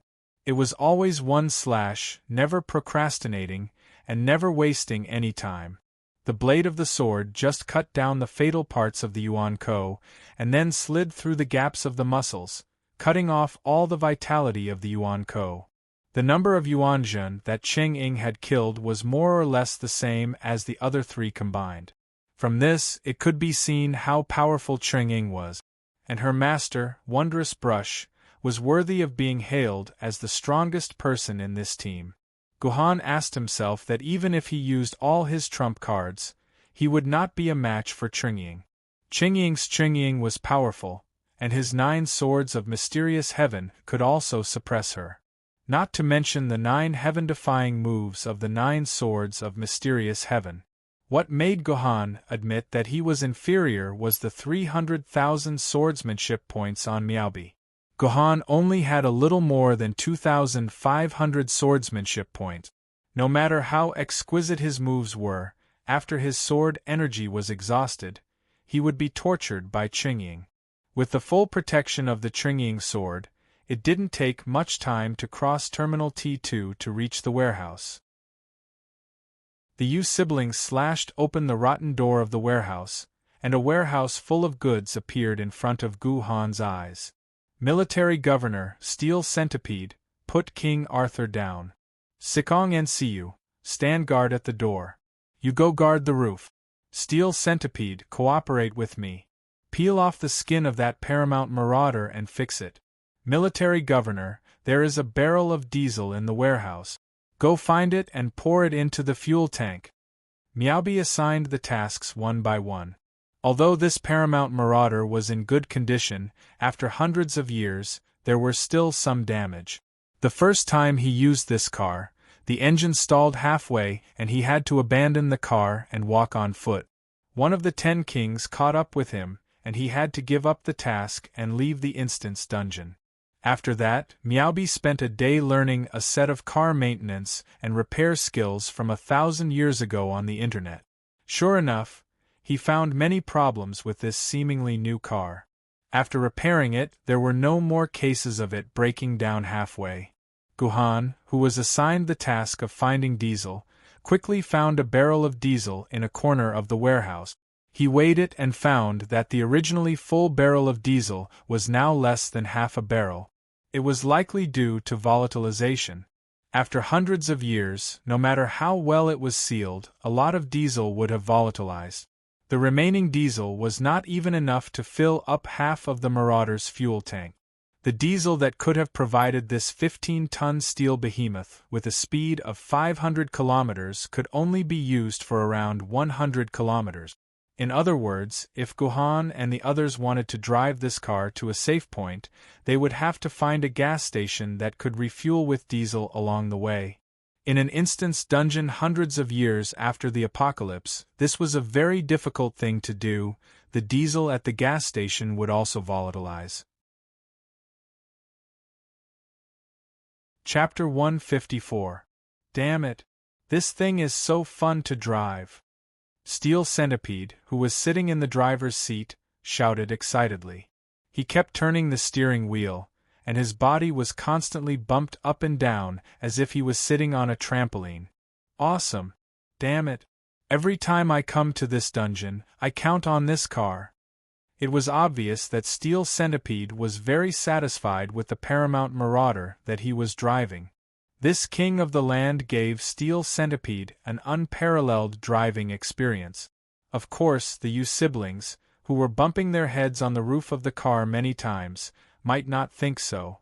Although hundreds of years later, traces of the roads of the past could still be seen on the ground, the road conditions were no different from the surface of the moon. Every 5 steps there would be a ditch, and every 10 steps there would be a pit. Occasionally, there would be large pieces of soil blocking the road, or there would be collapsed concrete buildings. One could imagine how bad the road conditions were. Usually, when sword bearers went out, they would drive a hovercraft to deal with these bad road conditions. A hovercraft that hovered 10 meters above the ground could shield them from the bad road conditions by 90%. But driving an off-road vehicle was different. The thrill of the bumpy road was really enjoyable. Many sword-bearers loved this thrill to death. They even custom-made super off-road vehicles that could be used for both wet and floating purposes. When there was no Yuan Shen to deal with, they would open the field mode and enjoy the highs of life as much as they wanted on the undulating ground. For example, Steel Centipede was such a person. However, Magic Pen, who was sitting beside Steel Centipede, had a tense expression on his face. He did not say anything, and no one could see his expression. However, from his right hand that was tightly grasping the armrest, Magic Pen's mood was a little subtle. The siblings' behavior was the other extreme compared to Steel Centipede's. Was tightly hugging her brother's arms, trembling and shouting, "Brother, I'm scared." Although Sikong was also very scared, he still hugged his sister tightly and put his face on his sister's neck. No, he was just comforting his sister. If Magic Pen was forced to be calm, then Hong Yu was really calm. Moreover, no matter how the car shook, Hong Yu's buttocks could be firmly fixed on the seat. She didn't even float, as if her buttocks were fixed on the seat by a nail. This was a very amazing thing. I believe that all readers have experienced the scene of their head bumping into the roof of the car. Who do you think can be like Hong Yu? No matter how bumpy the car is, she will not leave the seat? Like Hong Yu, there was another person who could maintain this magical state. Naturally, that person was Guhan sitting in the last row. Guhan had another task, which was to take care of the unconscious Artoria. Guhan did not refuse this task. Guhan placed Artoria flat on the seat at the back, and then used the nylon rope he found in the car to tie Artoria's body tightly to the seat. This way, Artoria would not be hurt by the car's bumpy ride. Guhan even let Artoria's head rest on his lap to make her as comfortable as possible. This was the first time Guhan took care of someone to this extent, and it was a Yuan Ko, a virtual Yuan Ko that existed in the game. Guhan also did not understand why he was like this. This was not like him at all. What was more serious was that Gohan could feel the blood in his body flowing uncontrollably to his lower body. As long as Artoria was by Gohan's side, Gohan's imagination would run wild, and he would imagine many scenes that he had never thought of before. Even when Maiden bathed him, Gohan's heart did not waver. It was completely different from today, when he only took a look at Artoria's body, and he felt like he was going to explode. Is this my karmic fire? Gohan remembered a passage in the Green Lotus Three Swords. The karmic fire blazes, and the heart springs boil. If the karmic fire is not extinguished, the sword technique will not succeed. I'm in big trouble.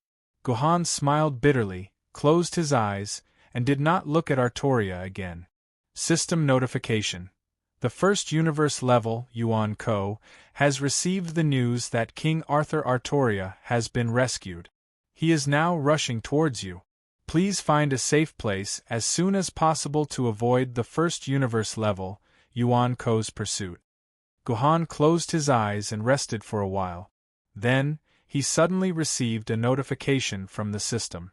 These universe level Yuan Ko seemed to have a way to track Artoria's position, and they could accurately locate Gohan and the others. Therefore, they had to find a safe place before Yuan Ko arrived. Everyone, start the countdown. The time is 1.5 hours. Magic Pen, whose face was pale, heard the system notification and ordered Gohan and the others. 1.5 hours was based on past experience.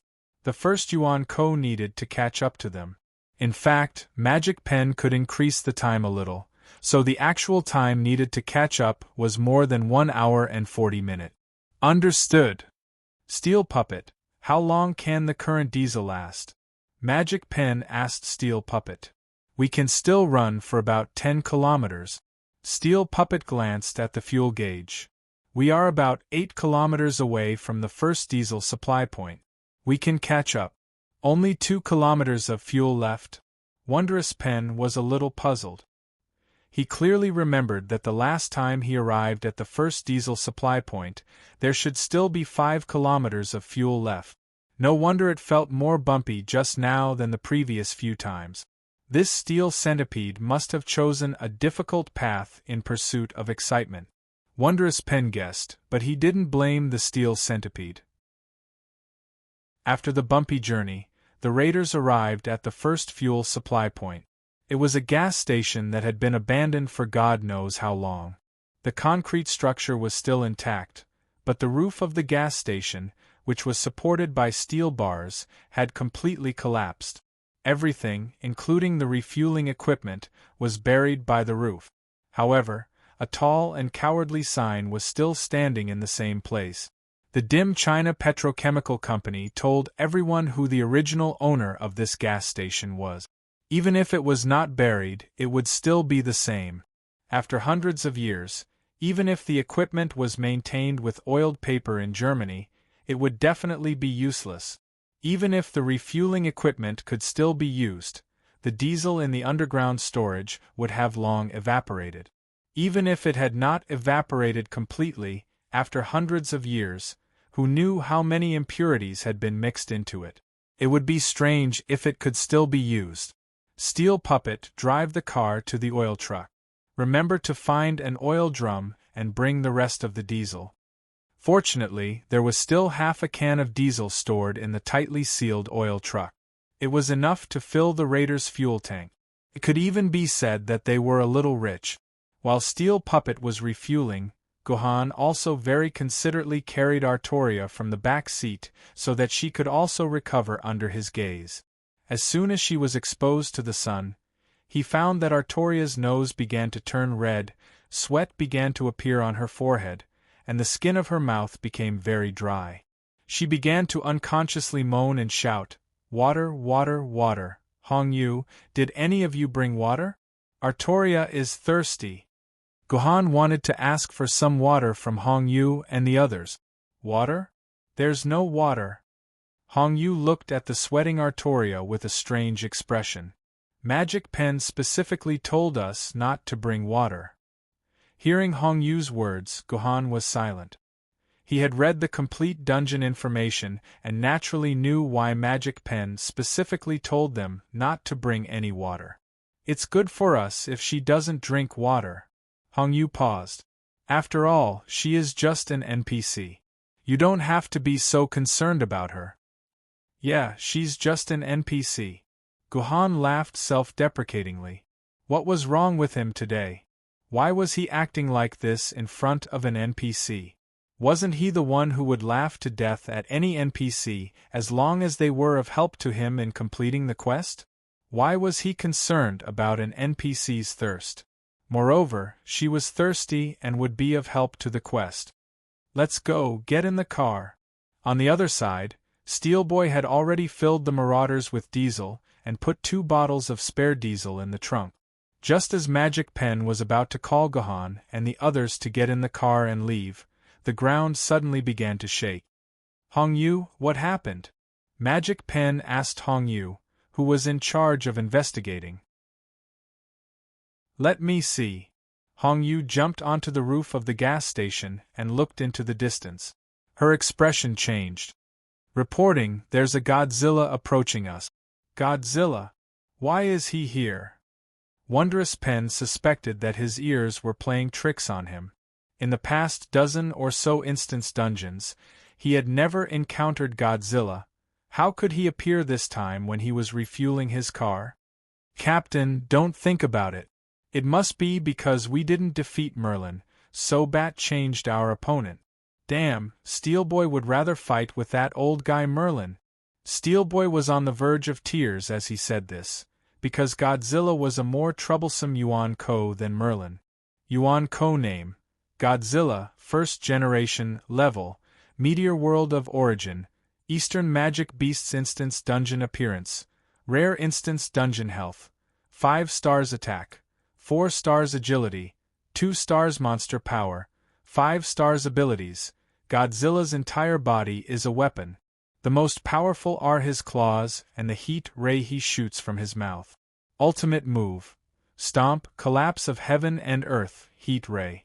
Description: although he belongs to the Eastern Magic Beasts, his fighting style and appearance are more similar to the Western Magic Beasts.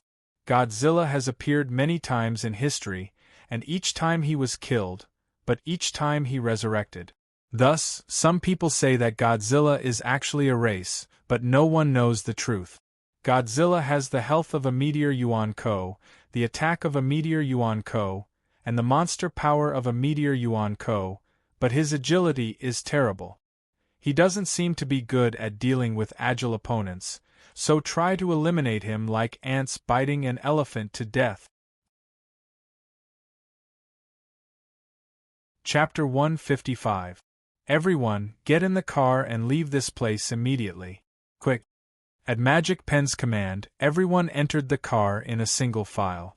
Although Guhan was carrying Artoria, he was the first to enter the car. Let's go. I hope this Godzilla isn't coming for us. Unfortunately, Magic Pen's hope was soon dashed. After Steel Centipede drove the Marauder at full speed for a while, Magic Pen sadly discovered that Godzilla was right behind them. Moreover, the distance between them was getting closer and closer. Obviously, Godzilla had no intention of separating from Guhan and the others. Steel Centipede, speed up. Steel Centipede had been waiting for these words for a long time. At Magic Pen's command, Steel Centipede immediately stepped on the accelerator. The car's speed from 60 km per hour to 100 km per hour. This was a severe test for both the Marauder and the passengers in the car. This was especially true for the unconscious Artoria. In his haste to carry her into the car, Guhan did not secure her with the nylon rope again. He could only hold her in his arms and let the rich fragrance of her body enter his nose and ears. His lower body was getting more and more uncontrollable. Damn it, now is not the time to think about these things. Guhan turned his head and looked at Godzilla, who was chasing after the car. He immediately said, "Stop the car. We can't run anymore. Godzilla is still getting closer. Even if it can't catch up with us, the car will be finished before us at this rate." Guhan was right. When they had passed through a lot of very rough roads, the car's chassis and the front of the car had probably suffered a lot of damage. It might not be serious for a while, but after a long time, the Marauder would definitely break down. At that time, they would even lose their only means of transportation. Stop the car. Let us down. Magic Pen was, after all, the brain of Yaoguang's sword faction. At this critical moment, he was clear about the situation and knew that they could not run anymore. Yes. Steel Centipede came to an abrupt stop, and Guhan and the others jumped out of the window. Steel Centipede also wanted to get out and fight, but he was stopped by Magic Pen. You go first, park this car in a safe place, and then come back to meet us. In the eyes of Magic Pen, there was no doubt about the weight of this Marauder. He would rather temporarily lose a powerful combat force like Steel Centipede than let this Marauder be damaged. Understood. Steel Centipede drove the raider and sped away with Artoria, leaving Guhan and the other four to face the 80-meter-tall, 20,000-ton monster. Captain, how should we deal with him? Yu Xizong's face scrunched up. This gigantic Godzilla was too tricky to deal with. He was so tricky that he had no experience in dealing with him. He could only look at Magic Brush with a hopeful gaze, hoping that he could give one or two wise opinions. I don't know either. Magic Brush's words instantly made Yu Xizong despair. But Mr. Military Governor might know. Magic Brush looked at Guhan indifferently. Mr. Military Governor, I will now hand over the command to you. It's time for you to show us your commanding ability. Okay. Guhan looked at Magic Brush deeply and calmly accepted the command. Above the ruins, two streams of light suddenly flashed. If one used a high-speed camera to track them, they would find that they were a pair of cute girls who looked like a dragon and a phoenix. They rushed towards the gigantic Godzilla without hesitation. Compared to the size of Godzilla, the two girls looked like two toy soldiers. Hiss! Godzilla let out a deafening hiss. It had discovered the two girls who were overestimating themselves. It lifted one of its feet and tried to stomp the two girls to death, as if they were cockroaches.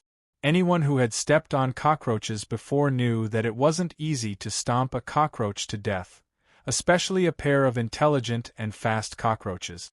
The two girls dodged Godzilla's foot and took advantage of the momentum to step on Godzilla's rough skin, which was like a staircase, and quickly walked up. Godzilla has a weakness, and because of his size, his weakness is infinitely magnified. In fact, Godzilla is the same as humans. He's most afraid of moves like the kick to the groin. You can see his private parts if you keep moving up his legs. Attack those two big pockets. Godzilla can't bear this kind of pain.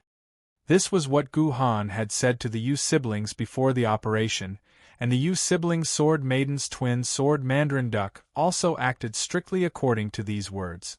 As for what those two big pockets are, I think the author doesn't need to explain. If you don't know, you can go to the bathroom and see for yourself. The twin sword sisters kept moving up Godzilla's legs. Godzilla seemed to have realized that their destination wasn't friendly. He squatted down and began to slap his legs with both hands, trying to kill the two flies. Godzilla will definitely try to slap you off. Don't panic. At this time, you don't need to move up anymore. You just need to transform into your sword form and stick to Godzilla's skin. The double sword Mandarin Duck looked at each other. Everything was just as the military governor had said. Godzilla began to try to slap himself off with his hands. Thus, the double sword Mandarin Duck suddenly transformed back into its sword form and stuck to Godzilla's skin. As mentioned before, Godzilla's skin was like a staircase. It wasn't difficult to stick to it. Godzilla's wide palms couldn't do anything to the tiny sword ladies. No matter how hard he tried, he couldn't slap the two swords off. Godzilla's arms are very short. When he's standing upright, he won't be afraid of hitting his legs, so he has to bend down. Ching-ing, you are faster than the double sword Mandarin Duck. You hide in the shadow of the twin swords. When Godzilla bends down, his buttocks will be exposed. This is your chance. Take the opportunity to cut a hole in his buttock. This was what Gohan said to Ching-Ing before the battle. When Godzilla bends down, his buttocks will naturally be exposed. The reason why Ching-Ing was called Ching-Ing was because her Confucian trait was that she could hide in all shadows. When the twin swords flew toward Godzilla, Ching-Ing would hide in the shadow of the twin swords.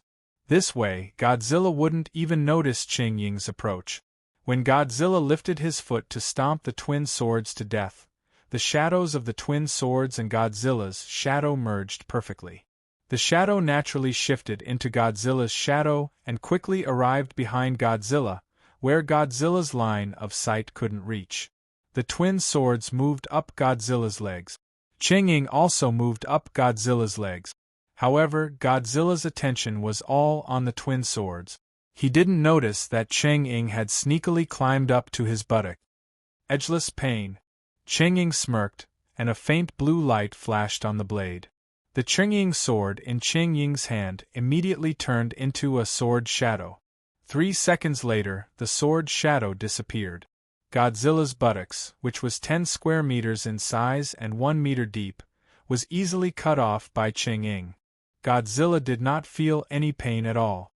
Basic skill, edgeless pain. For 5 seconds after using it, enemies who receive Ching-Ying's attack won't feel any pain.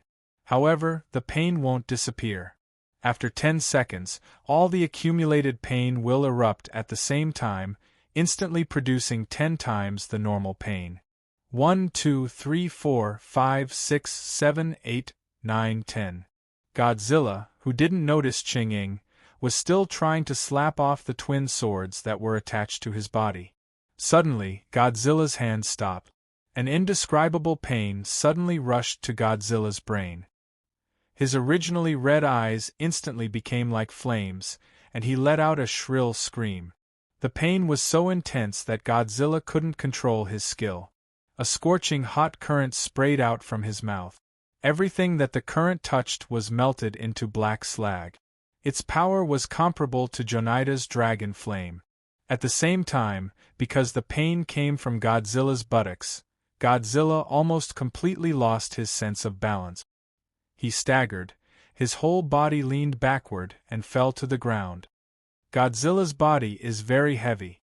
Being able to walk upright is simply against the laws of physics.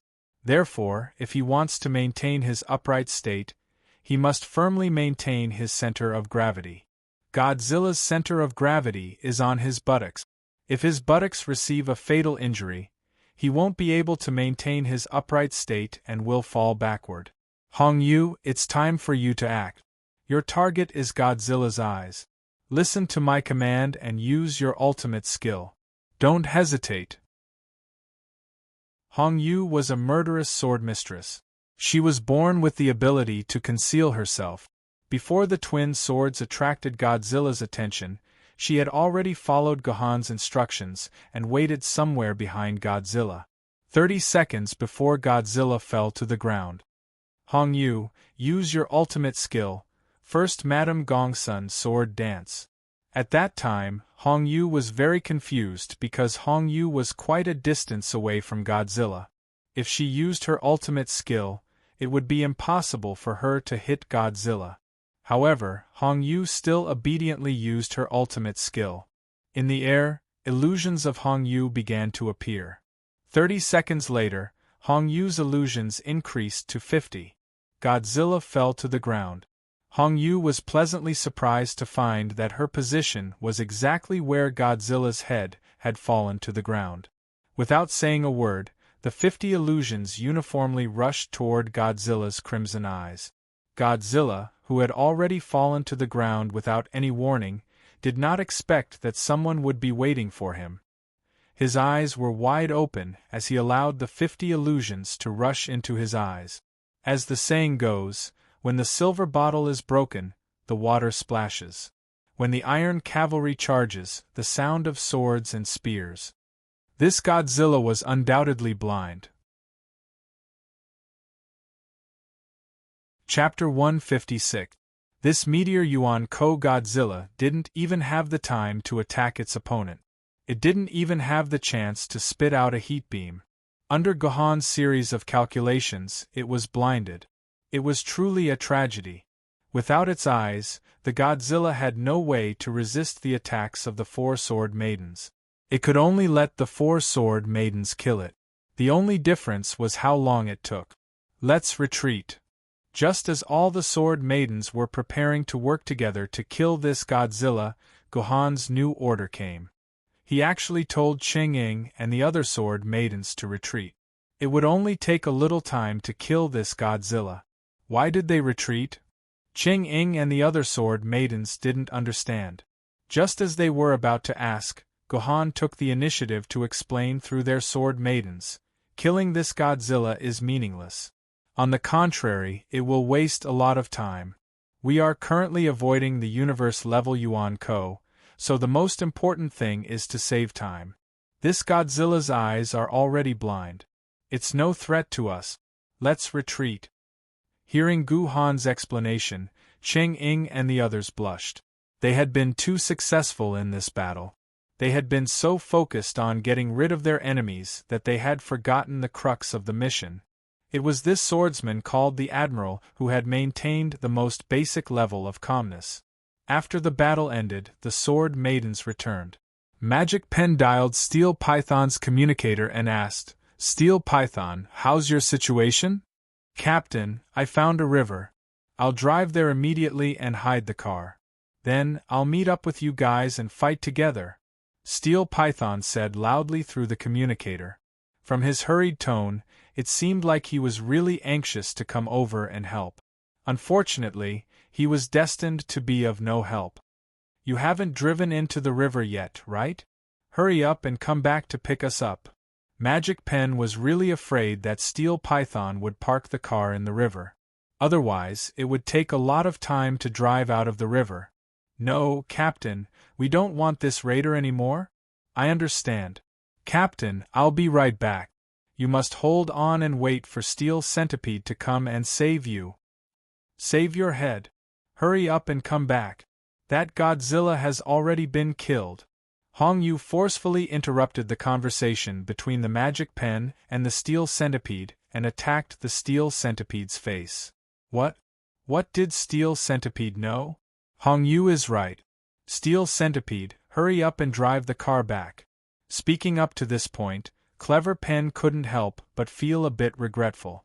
If he had known this would happen, he wouldn't have let Steel Centipede drive the car away. If he waited for Steel Centipede to drive back, he would have wasted a few more minutes. After all, that universe-level Yuan Ko was still chasing after him. As soon as Steel Centipede's car returned, Gohan was the first to jump into the back of the car. Just as he had guessed, Steel Centipede didn't care about Artoria, who was lying in the back of the car.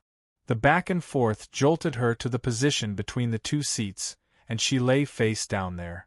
Gohan picked up Artoria and turned her over.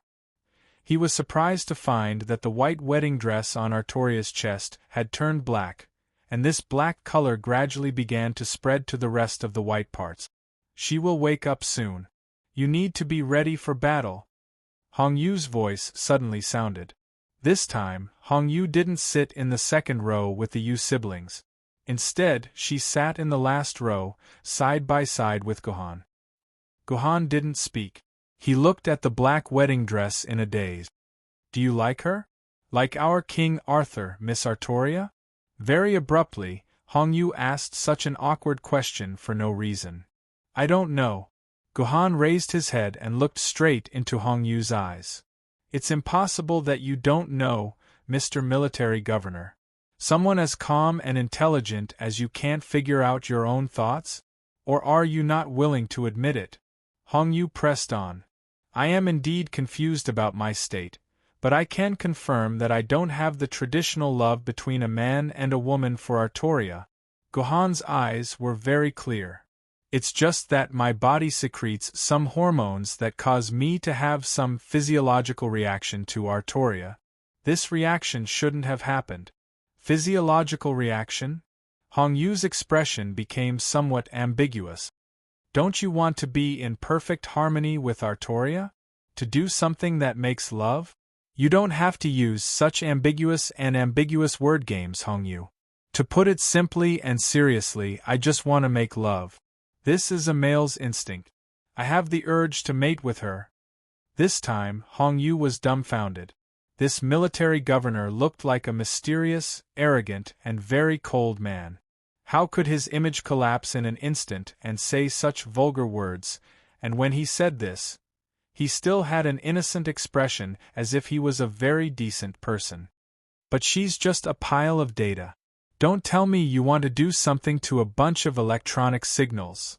Hongyu's face turned red. Not really. Gohan focused and calmed himself down. I look forward to meeting her in reality. That way, some of the doubts in my heart can be solved. In reality? You may be disappointed. Since the battle, Artoria has not appeared in front of the world.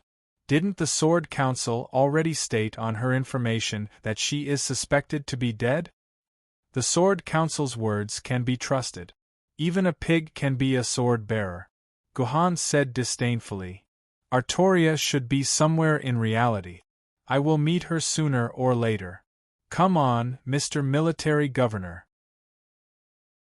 Although you have grown very fast in the game and are already a sword bearer of the famed sword level, in reality, you probably aren't even a sword bearer. The mission to find Artoria is a little too early for you. You should think carefully about how to deal with this Artoria in your arms later. She has already started to change color. When the time comes, she will no longer have that vivacious vibe in your arms. This is the reason why your sect leader Yaoguang invited me here. Isn't the person in my arms the reason why you are always stuck at the 60% node? Let me correct you, Mr. Military Governor. It's us, Hongyu said with a straight face. If you don't solve this problem, then we will always be stuck at 60% progress.